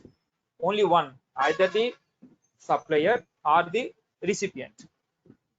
When the recipient is getting, then you have to get the no claim certificate from the supplier. If the supplier is getting the refund, then he has to get the certificate from the recipients that they're not claiming for the, that is the declaration. They have to make the declaration that they're not claiming the refund. So against that refund means declaration only, refund is been allowed. Okay. Then export procedure broadly, if you talks about, you got the order, negotiated price and terms and other conditions, receipt of the export contract, and as such the credit worthiness is very essential. You have to verify the credit worthiness of your customer. Otherwise, there is international trade, lot of fake and fraudulent deals can happen. So don't indulge it. So be careful about the worthiness of your customer. Then means verify all the terms and conditions, then acknowledge the receipt, then get the payments, obtain the shipping finances or export means any of the licenses are required, get it, Then arrange the source the materials that either for the manufacturing or otherwise. Then get the goods ready with proper packing and markings, labeling and all things also very essential. Then appoint the CHA. Then arrange the pre-shipment inspections if any required, or any other documentations required. You have to finalize all those things. Finalize with the shipping line, reserve the shipping space, prepare required the documents, insurance and all things are required. Arrange the insurances also wherever required. Then send the goods for the customs clearance, get the clearances, then obtain the documents like shipping bill as well as the bill of lading or airway bill. Then send the details to the customer. Also negotiate the original documents with the bank and realize your export means proceedings. So this is broad procedure for the export. Then export documents we are talking about. And export document, there is commercial document, then regulatory documents and export assistance document. Broadly, these have been classified. And regulatory documents again for the exporting country as well as importing country. Both the sides there is regulating documents are there that you have to comply with. Some of the documents related I will tell you, like commercial invoice, then packing list, certificate of inspection, certificate of origin. So inspection means insurance certificate if any required, as per the delivery terms, of course, Incl terms. Okay. Then bill of exchange, which you have to submit to the bank as a covering letter demanding the payment from the buyer. Then bill of lading, airway bill, quality inspection reports, are the certain times we call as a certificate of analysis, product related very specifically with, or any literatures are required that has to be submitted. Then phytosanitary certificates, especially for the agricultural items like that items, there is a phytosanitary and phytosanitary certifications are essential. Then fumigation certification, then certificate of confirmation. Then others related intermediary, those are auxiliary documents are supporting to the primary documents, that the principal documents. So those are like pro forma invoice before the shipment, that pro forma invoice you are making to the buyer, so that buyer can make the arrangements for the LC opening, for example, or any of the other payments related if you want advance payment, etc. So pro forma invoice been done. Similarly, other documents also to support the principal documents. Okay. Then Incoterms are very essential to understand because these are the basic terms. These are basic delivery terms. In the delivery, what is the means? These have been developed the ICC, International Chamber of Commerce, and these are uniformly adopted across the world. All the signatory countries have been adopted, and uniformly it has been practiced. And here there are 3-letter terms. These are Incoterms are nothing but 3-letter terms like FOB, CIF, like 3 letters only. And these are indicates what is the responsibility of the buyer and seller, and what is the cost who has to bear, buyer or seller. Similarly, the risk who has to bear. So these are being defined in the Incoterms. Okay. So these are three letters as I told you, and these are the standardized. And there are 11 Incoterms are there at present. The present version is Incoterm 2020. The present version is Incoterm 2020. As per that, we have to select the relevant Incoterm. According to the responsibilities and all thing has to be fulfilled. That obligations are there. These are obligations. Okay. And this is a broad chart. As per that, each of the Incoterm, what are the activities are mentioned here, and who is the either buyer or seller who is responsible for that is mentioned.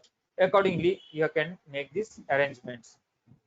And whenever you're making the contractual agreement also, you have to understand very well about the contractual terms, that the Incoterms, the delivery terms have to be one of the important term in the commercial the contract. There, once you've decided, the prices also determines about this, because based on the Incoterms, your prices also may vary. So your costing accordingly you have to calculate, then price you have to quote. Then payment terms. The payment terms, there are basically 4 payment terms are there. open account, advance payment, then documentary collection, then letter of credit. These are the 4 types of payment terms are there. Accordingly, we have to of course select which of these suitable to us.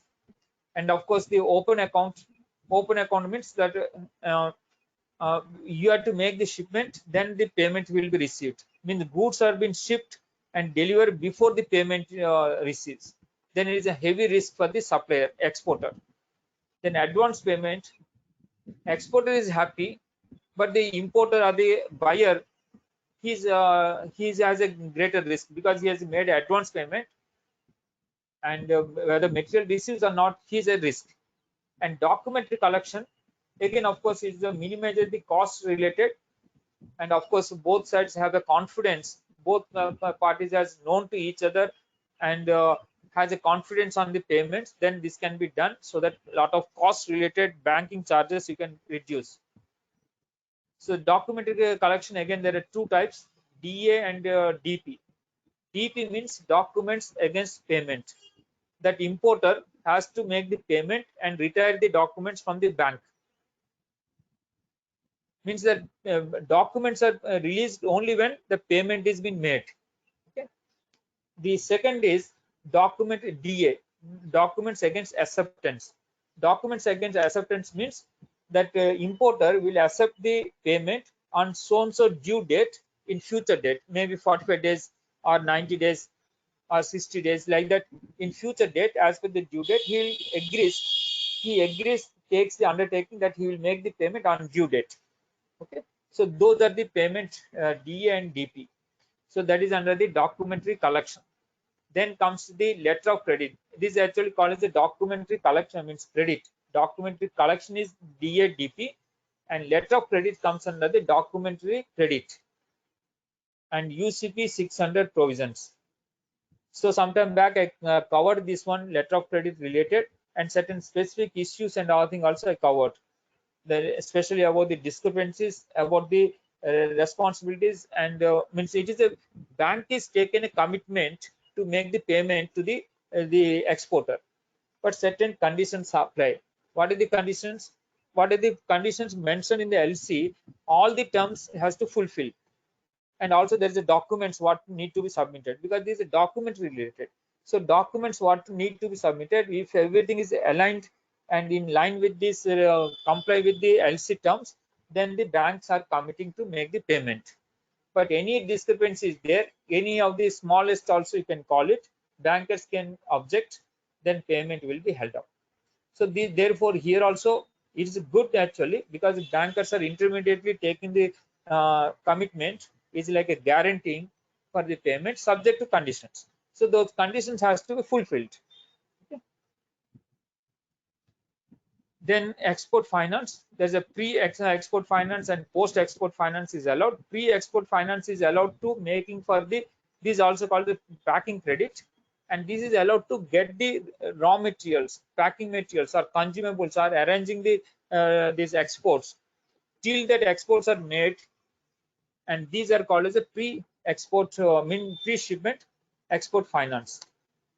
You can get from the bank at certain special rates, because the pre-shipment means exports, you will get certain special consideration for the lesser amounts. Okay, lesser credit means a rate of interest. And then comes to the post-shipment export finance. Post-shipment export finance means, suppose you are exported, after export you have to send the documents to the bank, and after the bank you have to send the document, that bank will send to the document to the other bank, and certain times you are giving the certain usance credit of say 45 days, 60 days, 90 days, like that. You are giving the certain usance credit. Based on this credit, till that time your money is not coming through. But if you want, you can take the finance from the post shipment finance. So after the exports are over, you can submit the documents to the bank and get the post shipment finance also from the bank. Okay. Then RBI and FERA regulations, briefly I will get talks about. Mainly about the realization. Suppose you made an export, and within what period you have to realize? Within 9 months from the date of export, your money, your what are the made the payments export, the realization has to be done within that 9 months. Suppose you are making to the warehouse, you are sending the overseas warehouse, then 15 months. Otherwise, in normal cases, whether EOU, SEZ or any other exporter, within 9 months has to get the realization of the payments. But warehouse, it is 15 months, means overseas warehouse you are sending, then it's 15 months. Then extension, of course, on certain grounds, on certain criteria, proper reasoning is there, then the banks, means AD category 1 bank, that is what the banks can provide you certain relief of extending for 6 months at a time. Then manner of receipt and payment, of course, full export value. Full value means 100% value. You have to get through banking channels only. All the full amount he has to get from the banking channels only. And which currency? Again, RBI is provided the currency also. Only through that currency only you have to get the amount, only the foreign currency. And in exception, some few cases they mentioned about the other currency. So accordingly, you have to get the payments. Okay. So then third party payments, yes, third party payments also been allowed. Means suppose you are exporting to say a person X and payment Y is making payment, and that is also allowed. But in such case, there is certain conditions are there.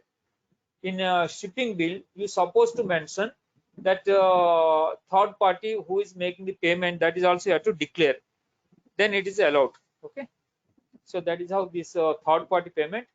Then opening a temporary foreign currency accounts abroad also allowed. These are generally, for example, you are making the exhibition in the foreign country, or trade fair, you are going in a foreign country, you are carried certain goods there, and from that, suppose you want to make you made certain sales in the exhibition. What are the amounts you received in foreign currency, that you can deposit in the temporary account which you are opened there in the foreign currency, in the foreign country. That account you have to make the payment of the what are the foreign currency, whatever you have received, that you have to deposit. And of course, that has to be done within 1 month. It has to be repatriated to Indian bank, and it has to be done in the means it is come to the normal banking channels within 1 month. Okay. So that is how this provision of the FEMA regulation. And EBRC, what are the payment you have received, for that correspondingly banks are releasing the EBRC. Now everything is electronic, there's no need for the hard copies. And EBRC, you can, when the banks are after the receipt of the payments, they are releasing the EBRC. Okay. EBRC required for the fulfillment of export obligation related, all those things, it is essentially required. It's a proof of that payments are received. Then receipt of the advance against exports. Suppose you got the advance payment, you got it, then within 1 year you supposed to make the exports to the overseas. Within 1 year you have to make the export. Okay.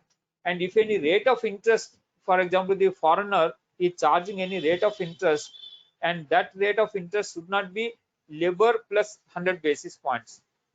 LIBOR, for example, is 3 points, and the 100% points means again a LIBOR plus 6, means 3 plus 3 6. So like that here to be done. Okay. Then delay in submission of the shipping documents. In general, the shipping documents as per the FEMA regulation, within 21 days you have to submit the documents to the bank.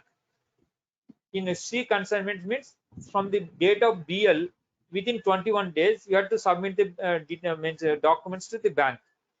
In certain cases, of course, bankers on giving certain reasons for the delay, they can consider some relaxation can be done. Otherwise, remember, within 21 days you have to submit. Then caution listing of the exporters. The bankers, if the exports are being done, and time to time they has to make an EDPMS. That is a system is there. That is for all the export transactions. What is happened through banking channels? The banks need to submit the details in the EDPMS. Okay.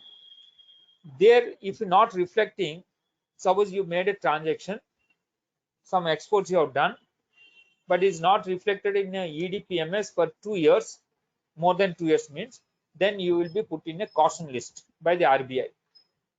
Once you are in the caution list, then no foreign currency transactions can be done from the bank, no customs transactions can be done, either import and exports, everything will stop.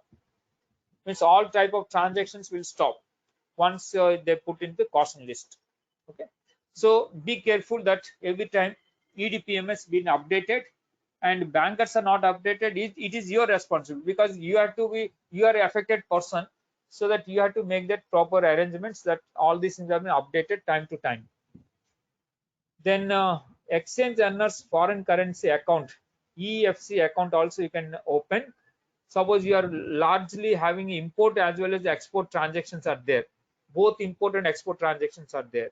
In such case, what you can do is you can open the EFC account, and whenever you are getting the foreign currency inward, means for your export realization happens, that amount you can utilize for the import, you can utilize. Otherwise, each time you have to make the transaction, that conversion rates, that conversion charges unnecessarily bankers will charge. That is a heavy in certain cases. But if you operate EFC account, then what are the amount you received in foreign currency, you can utilize for the import. So like that, you can make the utilization of the adjustments you can make without converting into foreign currencies to Indian currency, then Indian currency to foreign currency multiple times. You need not make the conversions. In each of the conversions, the bankers will charge the conversion rate. Unnecessarily, you have to pay the conversion rate. So to avoid it, you can open the EFC account also. So this is what the EFC account related. Both import and export, there is a requirement. One is about, sorry, this is EDPMS. EDPMS is for export and IDPMS for the import. So these have been updated. These are like electronic transactions, all the transactions which are outwards happening, and it has to be reflected in EDPMS. That is a proof that whatever you are made in export, corresponding realization has been happened. If you are made in export but realization is not happened and is extended for the more than 2 years, then the bankers can take, the RBI can make the blacklisting also, means the caution list. So similarly for import also, you made certain imports but corresponding transaction is not being done, or you have made a transaction advance payment you have done but imports has not happened. In such case, it will not reflect in EDPMS, IDPMS. Then RBI can take the actions. So this is a monitoring system actually, right? Then risks in export. There is a material losses or damages happens while it is in the transit. In such case, you have a remedy. You can take the marine insurance. Marine insurance or domestic also, when inland insurance also, you can cover it. Suppose you are making the FOB transaction, till the goods are reaching to the port and then put on the board or the vessel, there is a requirement of insurance. So that is a inland insurance. Inland insurance also you have to take, so that to protect your means items from the any damages. Similarly, overseas, when it's traveling transit to the overseas countries, in the transit also you require certain coverage, insurance coverage. Anything can happen in the sea, so therefore you can cover under the marine insurance policy. Then about the ECGC, about the non-payment. So the customer is taken the goods but is not made a payment. In such case, of course, you have a remedy. You can take the insurance ECGC, and ECGC will cover you for the non-payment of the transactions. Then the foreign currencies fluctuations, if widely it is fluctuating, that is also risk. In such case, you can take the hedging from the bank. Means it's advanced booking of your currency transactions. So that is what hedging also you can take. Then if you are making export of the dangerous goods, then of course certain labeling norms are being prescribed by the international IMDG. That coding system is there. So accordingly, you have to make this means that is why the labeling is very important. Proper marking on the packing is very important. So whenever the packing means dangerous goods are there, this type of corresponding required packing, that symbols has to be mentioned very carefully. Otherwise, it is again a risk. If not mentioned, it's your risk, and shipments can certain times they can stop also. Okay. Then commission agents and principal relations briefly I will cover. Many times they mean certain transaction happen services like mostly, and we don't know whether service is actually it is in a export of services or not. We don't know what type of treatment has to be done. We don't know. So that therefore I will cover this. Broadly, there are 4 type of transactions we'll cover. The agent means this agent means any broker or any of the factor or commission agent, and different names also we are calling auctioneer also, like different names. So they define also whatever name you called, but the nature of the transaction in the name that they are not the supplier, but they are taking some commission out of the transaction. So those are called these agents. And then intermediary also that defined. Intermediary may be a broker or an agent who arranges or facilitates the supply of goods. Many times for export and import, there is an agent. The agent is arranging for us, for example, for export, for example, the agent is arranging some buyers on commission basis. So when you are making the commission, how it is being treated, all those things we'll discuss here briefly, right? So there are 4 scenarios can happen. The commission agent and principal both are in India, or commission agent is in India, but principal is in outside India, or otherwise the agent is outside India and principal is in India, or both are outside India. These scenarios can happen. Then let us understand of each of the scenario. First is, in this case, the commission agent is in India and principal also in India. Both are in India. The commission agents means bring certain business, for example, export order he brings to the principal. The principal has to export, but the commission agent only bringing the order. He is arranging the means some buyer. He is arranging some buyer, and principal has to export to the buyer. Okay. For export, the supply, the commission agent has no relation, but only he has a bring means arranging certain buyers. For that, he is collecting certain commission. So this type of transaction, when it is happening, you see, if the default provision is happen, the location of the principal is the supply of place of supply. Place of supply provisions you have to apply very clearly. Then only we have to understand whether it is treated in export or import or what of the transaction we have to understand. Okay. Here what happened? Both are in India.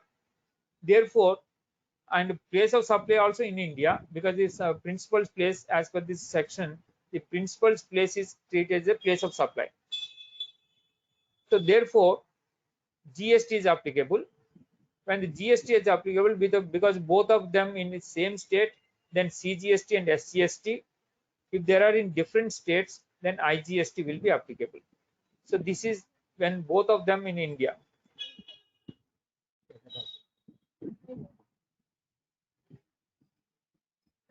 Then commission agent is in India, but principal is outside India. Suppose you are arranging some in India agent, but you are arranging from India some export, that the services you are providing to the outside the principal.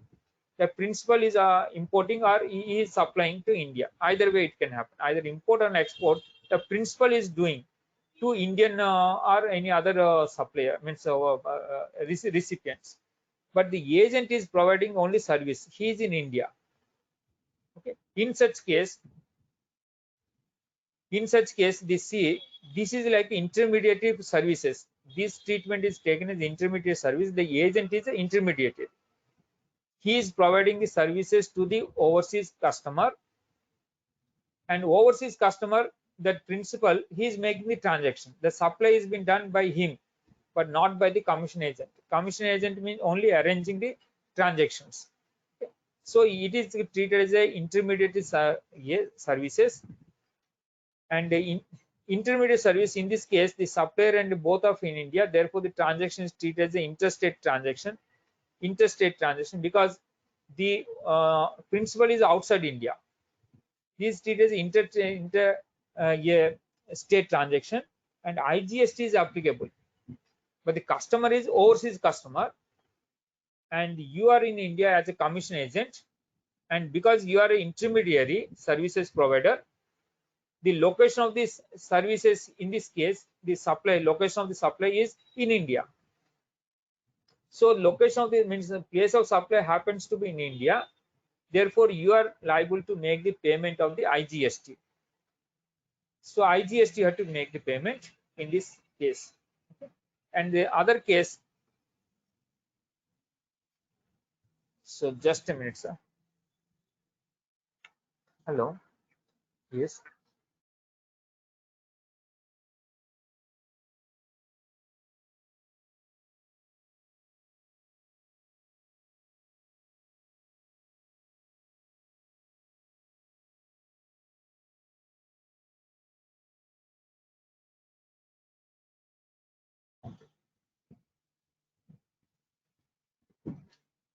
So here the commission agent is outside India, but principal is in India.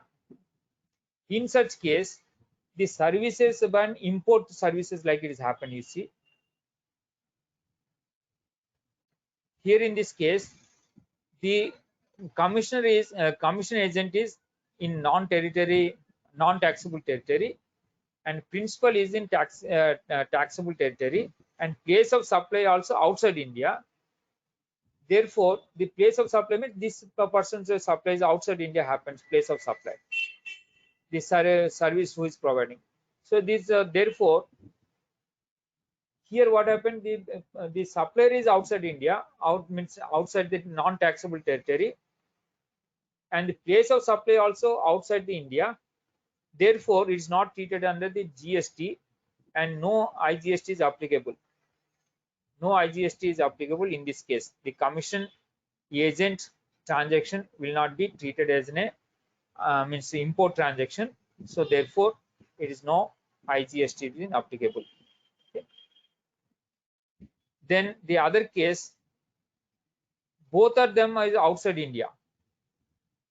Both the commission agent and principal also outside India, because the transaction happens outside to outside India. Of course, non-taxable territories, therefore no GST is applicable between them. Then there is certain other transactions also can happen. Here we are not talking about the agent. Agent services are different, or these commission agents and all things, that services are different. But suppose you are making the real services like architectural services, engineering services, or the construction related consultancy services, or the accounting and transaction related certain consultancy services. So those consulting services not in the nature of the commission, but these are real services. So in that case, what happened? Let us understand. Suppose you are outside India, service means supplier is outside India, the recipient in India. This is service related. Service import it has been called. So service import, when it is there, then of course you have to make the service import provisions. However, IGST is not applicable on import because there is certain notifications given. Though it is treated as an import of service, but there is certain notification there. From that, it is treated no IGST is applicable, so that you need not pay on the reverse charge any such payments.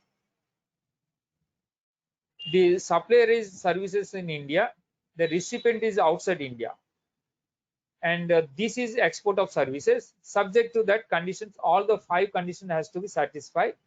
Then of course it is treated as a supply of means treated as an export of services. Then of course export service benefit you can get. But all the 5 conditions, sometime back I told you, as per that section 2.6 of the IGS here, that definition of the service exports, you have to satisfy. Then we are calling up the pure agent. The pure agent is one. Suppose you are engaged in a CHA. CHA is acting on your behalf and making certain payments to the customs, to the port, to the shipping lines and many other transportation and other thing he is making. In such case, how it has been treated, let us understand from the GST point of view.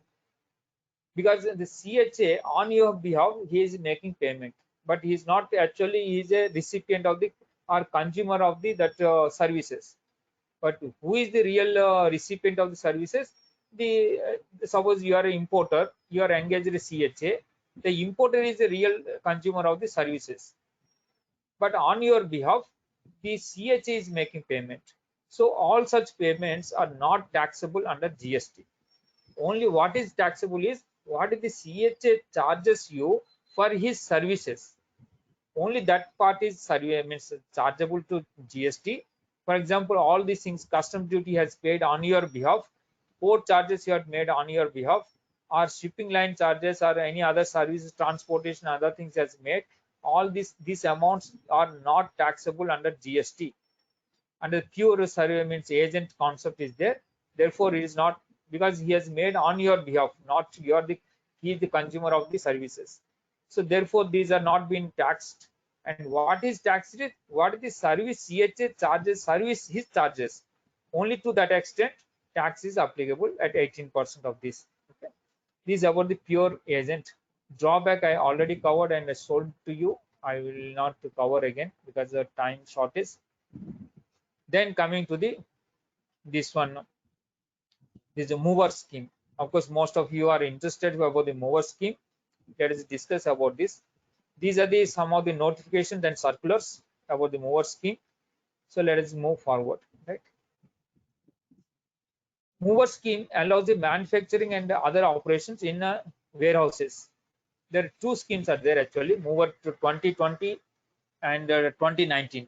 Both will discuss. What are those? We'll discuss. The 2020 is only special provision only for the gold, silver, and the certain other ornaments. Okay. So before we are moving to the mover scheme, let us understand what are the warehousing schemes are available to us. There are three types of warehouses are there. One is the public warehouses. Public warehouses governed by the government. Government controls this. Dutiable goods can be deposited in the central or state government or union territory, ports, and other things. Those are in public warehouses. Then there's the private warehouses also allowed. The private warehouses under section 58, and these goods can be imported or otherwise also you can store in the private bonded, means customs bonded, again customs bonded but private warehouses. Then in the private warehouses, only declaration is required, no need for the customs officials to be there or the some other tax officials, authorities must be there. No, there is no need for. Only you have to make certain declaration. You can bring that items and store in your private warehouses. Private warehouses that owner himself can bring, or he can bring from others also on behalf of the licensee, means owner of the warehouse. Some others also can put there the goods. Means some other parties also, third parties also can bring the goods and store in the private warehouses. Okay. Of course, customs norms has to be followed. You are imported, you can store in the warehouse without payment of the tax, because it's a deferment. The tax, the duty is deferred. At the time of clearance only, that duty is payable as per the customs bonded warehouse provisions. Okay. And then special is this special means this special warehouse is section 58A is very specifically about the certain items, the specified items only. Those specified items like gold, silver, and other ornaments, precious ornaments or precious metals. Then this special warehouse provision is there. Okay. For that, of course, there is a proper officers monitors. Okay. And it is under the lock and key provisions of the proper officer. Means customs officer, right?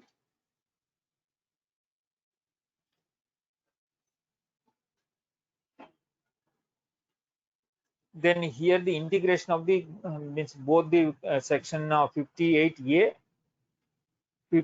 and 65. This is special warehouse provisions. Mover 2020 we're talking about.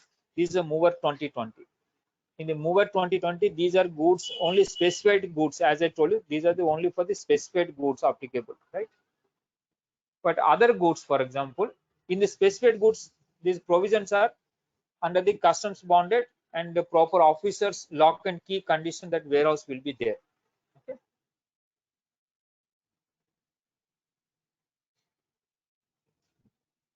And I will show you this one in other form. Just a minute. Up to this. Hello. Yes, sir. Yes. Hello. In Yes, sir. movers Tell me. Sir. scheme, we need to apply energy in online or offline, sir? Everything is Application? online, sir. Online provision is there, sir. Online provisions are Application there. also? Yes, sir. Yes, sir. Everything is nowadays online provisions are provided. I will explain you all the details here. Yeah. Can you show us, sir? This online and this Online, website? you can see that website. You can go through and you can see that section under say 55, 58. That is for the Section, other but goods. application in online. Online, you can go through the website, sir. Website you can go. Otherwise, you can engage any service. I mean, service providers. They can do all things about your yeah. Okay.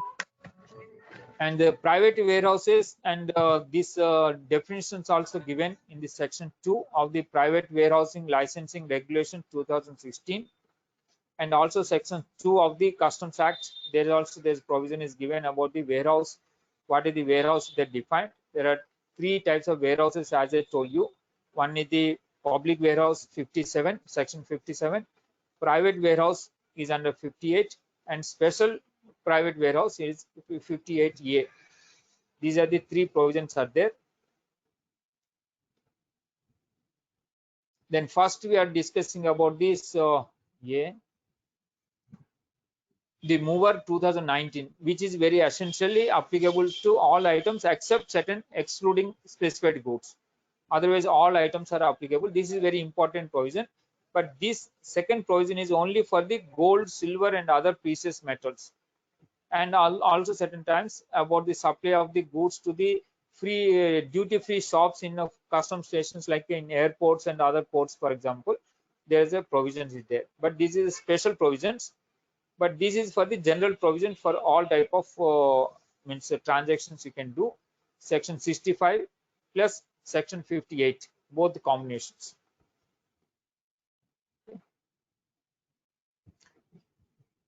So this is what the licensing provision for the warehousing, private warehousing. First you have to go with the private warehouse at 58, and both the applications simultaneously you can do, or you can do the application first for 58, then to 65, or 65 then to 58. Either way you can do. Suppose your already existing warehouse is there under 58, then you can apply for 65. Suppose you are already 65 is there, then you can apply for 58.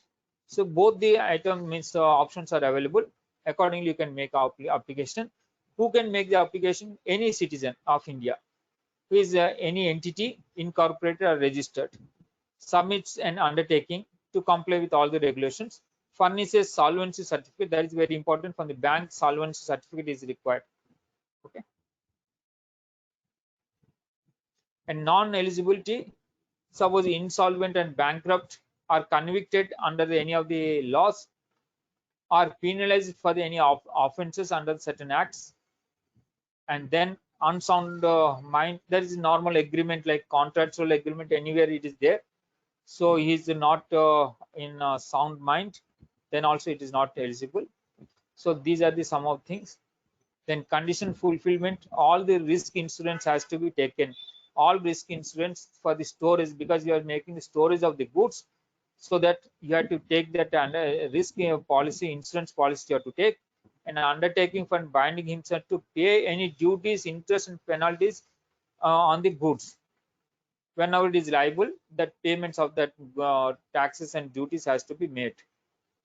And also undertaking indemnify the commissioner of the principal commissioner of the customs for any of the liabilities for the of the duties or taxes that has to be paid in case of any accident, or in case of any damages happens, or deterioration or destruction of the materials happens. Then to that extent, that undertaking has to be made, that he has to be indemnified to the principal of the principal of commissioner of the customs. Then also appoint a person who has a sufficient knowledge to warehouse management. There must be some person who is knowledgeable. He has to be appointed. And then grant of the license. The license will be granted by the principal commissioner under regulation. And validity, of course, till that is valid till it has been surrendered. It is remain valid and until and unless it has been cancelled or surrendered. Up till that time, it has been valid. Means one time validation like that given. Non-transferability of the license also, transfer will not be transferred to any other person, third person. Okay. Then surrender of the license provisions also given. If you don't want to operate the private warehouses, you can surrender also. That provisions are there, subject to various conditions. Then comes to the mover 19, very specific provision I'm talking. Earlier what I covered about the that is a means private warehousing provisions, regulations. Now I'm talking about the this one mover scheme. Mover is a 65 plus 58. These both the sections are clubbed together so that to make the facilitation of the manufacturing also in the warehouses, warehouse godowns. Earlier warehouses are not allowed for the manufacturing. And manufacturing under 65, like EOU is also under 65 only, section 65, EOUs are operating, but they're not meant for the warehousing to keep others goods also, right? Only those owners goods which are relevant to the production only has to be allowed. So there is a restrictions. But here clubbing the two provisions is a very flexible. Any private warehouse can be done by a one person. For example, X has done a warehouse and Y can import the goods and Y can do the manufacturing in the warehouse. Need not be the owner only. Anybody else also can do the manufacturing. So that provisions are made under the, that means both 65 for manufacturing under the bond and section 58 warehousing under the bond. So both are being clubbed together. So this is very flexible provision. How it is works and what is the flexibility, I'll brief highlights I'll tell you. There's no minimum investment and no minimum area, notified area like SEZ. There is always the minimum area is required. Minimum coverage of some hectares of areas required. Similarly, EOU, there is a notified area. Means that specific premises has to be notified by the customs so that that become a customs notified warehouse. Under section 65, it has to be operated, manufacturing. But here under mover, it is no minimum or no notified area. Any place of your choice, you can put up the warehouse and get the license. Existing warehouse can be done converted into the manufacturing license. Means you're already under 58, then you can apply for 65. Both you can do, right? Then you have to execute a triple duty bond you have to execute under section 59. Then self-appointed warehouse keeper has to be maintained. That has to be informed to the customs officials also that you are appointed so and so like that. Okay, that is what your undertaking you are making, that one. And no export obligation, no foreign currency, and means always in EOUs or SEZs there is a certain obligation for the foreign currency, net foreign currency exchange. That NFE has to be made. That's a positive NFE. Or certain restrictions are there, minimum NFE is there. So in this case, of course, mover is very flexible. There is no such conditions, no export obligation. EOUs has an export obligation, and SEZ, yes, there is an export obligation, but here there is no export obligation, and is only deferred payment of the duty on raw materials as well as on the capital goods. That payment can be deferred, and domestic procurement also allowed. Not only for import, whenever you importing, that duty need not be paid, and you can put into the warehouse through inbound bill of entry. Inbound bill of entry you have to file, and you bring the goods into the warehouse.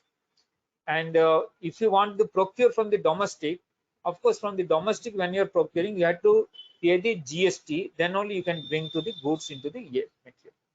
And suppose exempted goods are there, then also you can bring that exempted goods. So that is also treated as a import. That there also you can keep that one. Then seamless transfer between the warehouses, one warehouse to another warehouse also you can make without payment of the again customs duty or other things. Warehouse to warehouse you can make. Then removal of the resultant goods means what is the output your means manufacture some product, that output you can make the export shipping bill. Duty is waived if you are exporting, for example. After that manufacturing means you are imported certain items without payment of the duty, and you are manufactured in the warehouse, and that manufactured product, the finished goods, resultant goods, you can export. Then you have to file the export shipping bill, and duty is waived off, and no means no GST is also applicable, no import duties are applicable. What is the your imported also now waived off. So of course all the export procedures you have to follow like normal export procedures. What is an export procedure? You have to make the export GST invoice.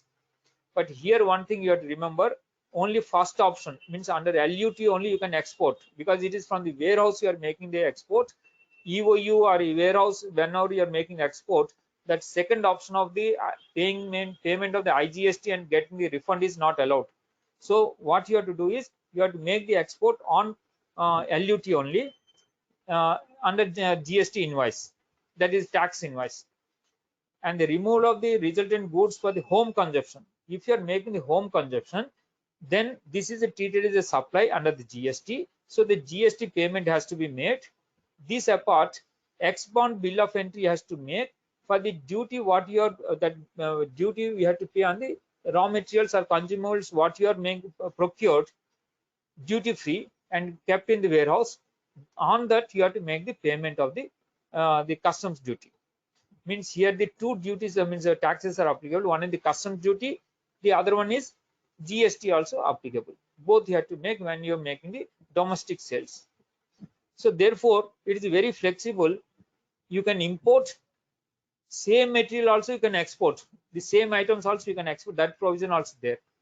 Or you can manufacture there and export, or manufacture and sell in the domestic market.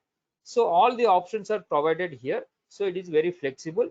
And of course lot of liquidity about the liquidity related to the payment of the duties, because these are duties are deferred, so that ease of doing business in terms of the liquidity. And other transactions also lesser documentation, nothing like in EOU and all thing, lot of obligation, lot of documentation and submission to the concerned authorities are there, but here nothing available. All are as per the normal like domestic transactions, whatever you are doing, like exactly same thing like you can do. All exports also you can do, or domestic procurement, domestic sales also you can do. So this is about all this transaction related. Briefly I have explained to you. And of course audit provisions and other things also there. Some of the important procedural part I'm talking about. Application you have to make in Annexure A. As per the Annexure A, the circular is available. Based on the circular you can go, and notification also is shown to you. Under this notification, the circular is available. This procedure application you have to make under section Annexure A, and declaration and undertaking you have to make with the concerned officials. That is also the format is also given in the that regulations of mover 19.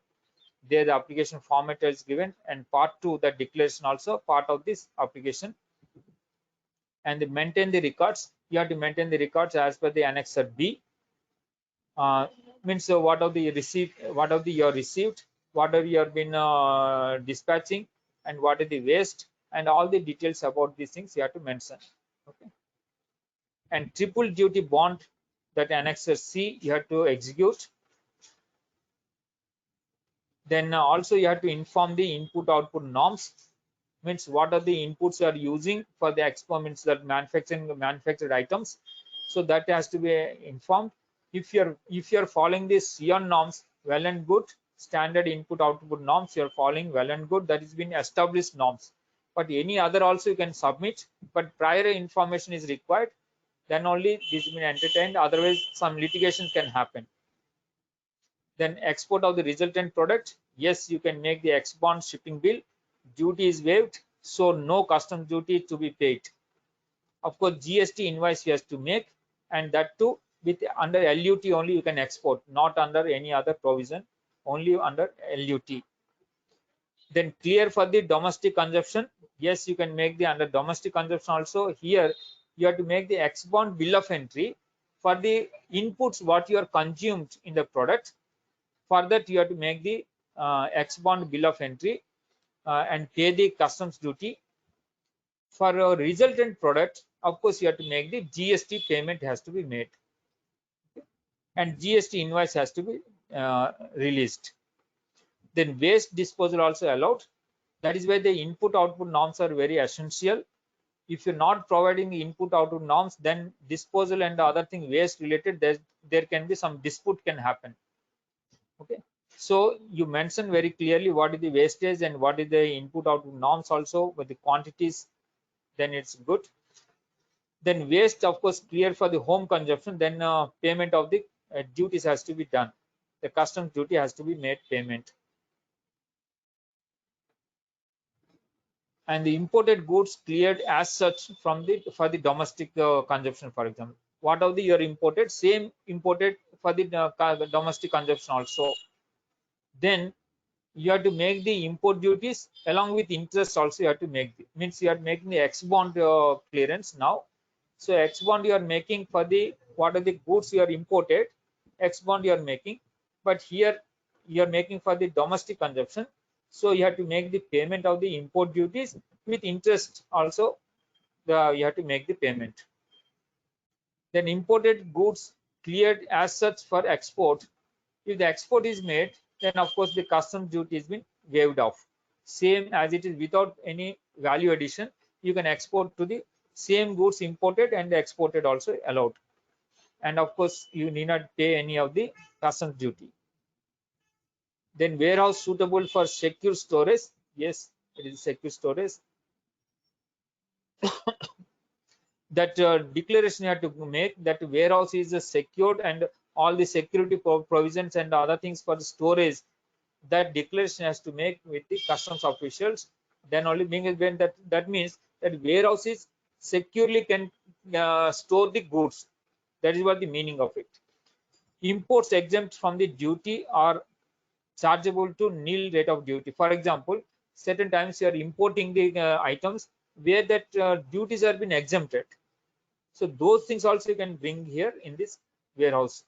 But here this the exempted good, those chargeable nil of duty. Imported goods that are exempt from the duty are chargeable to nil rate of duty may be brought into the warehouse upon filing of the bill of entry for home consumption and clearance at the customs stations, right?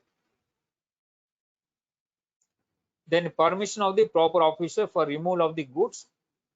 Whenever you are making the removal of the goods, of course that intimation and other things has to be made to facilitate the timely.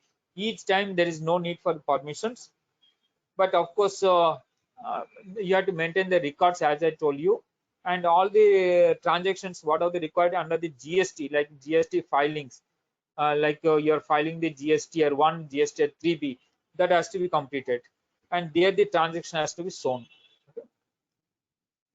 Then special sealing facility for exports, that is also allowed. And again here talking about briefly how it is operates. This is a warehouse you are taken under the section 58 plus section 65, and you are imported. That imported inputs are the capital goods. Duties differ till clearance. That is what for whenever you are importing without payment of duty and the deferment of the duty, you can import this one and store in the warehouse. When you are procuring from the domestic procurement, then of course you have to pay the GST and store the goods here. So in this warehouse, you can do the manufacturing, packing, repacking, and all these activities you can do. Or as such, also you can export the or sell in the domestic market also goods whatever you are imported. As it is also you can do the transaction clearances. Suppose you are manufacturing certain items using the inputs, then you are exporting. This is exporting. Then of course ex bond shipping bill has to be made and no customs duty has to be made because it is waived off. And of course IGST invoice has to make that GST invoice has to make, and under LUT only you have to make the clearances. Then for example domestic you are making, then you have to pay the GST on the finished goods, and on the export bill of entry you have to make, and customs payment has to be done on the inputs what you are consumed for that product. Okay. And suppose as it is you are selling the goods you are supplying to the either export, of course export shipping bill you have to do, customs duty is waived, GST invoice you have to make, and for the domestic consumption, for example, you are releasing, then export bill of entry has to make, then customs duty along with interest has to be paid. So this is the broad provisions about the. Yes, sir. Any doubt? Sir, for Manager A, we need to file online, right? Yes, sir. Yes, sir. Okay. Yes, sir. Okay. Manager B also, Manager C also, everything is online, right? Yeah, yeah. Online provisions are there, sir. You can make the online provisions. And this is what the comparison between the various provisions under the advance authorization or EPCG versus the bonded warehouse provisions also mentioned. This is very flexible, no export obligation and no means minimum value obligations, nothing is available, and no means each time licenses and other things not required. So this one time transaction, so that is why it is very flexible. Combination of this advance authorization EPCC, like that you can call it, both the combinations operating in one scheme and very flexible, and no obligations are there, and no minimum means export obligations or time periods are there, but these two are restricted. Time periods obligations are there, and specific obligations have to fulfill, otherwise penalties are there. Okay, clear, sir?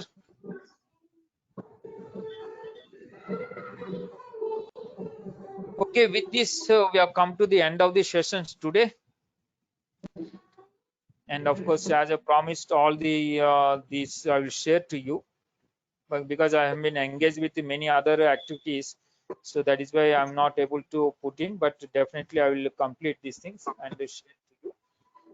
Sir, if you don't mind, can you show the Yes. custom, sir, that Manager A application? Sir, you can go through it, sir. Everything like consultancy is not a consultancy class, but we are given the briefing. Everything I tell Okay. means that is consultancy, no, sir. Okay. Yes, sir. Brief about re-export, sir. Pardon, sir? Small. Re-export process. Re-export of what? The procedure of re-export. Okay. Re-export. I told you under section 75.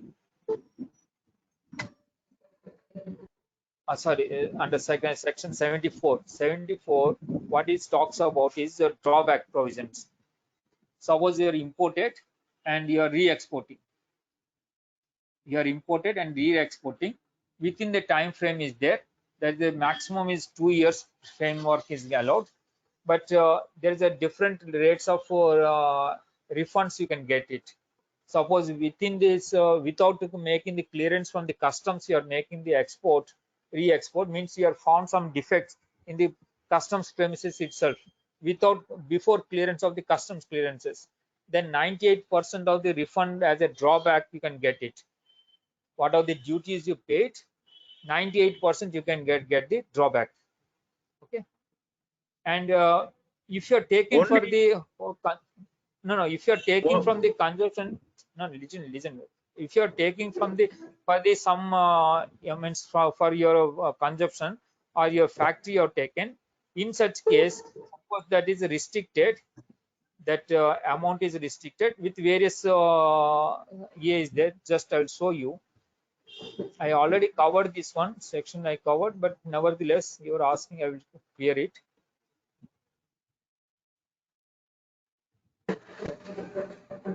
Duty drawback.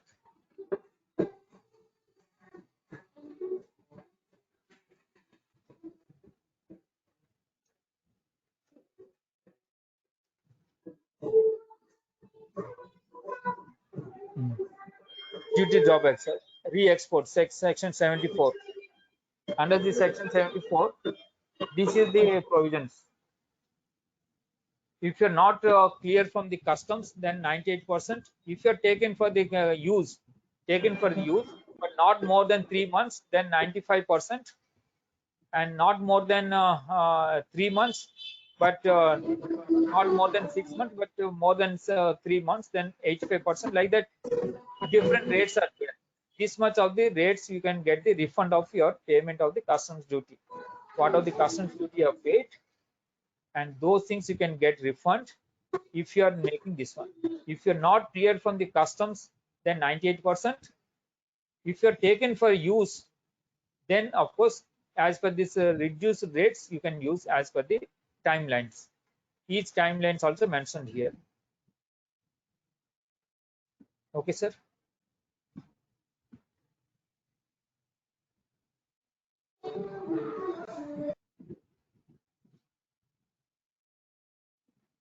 Clear this?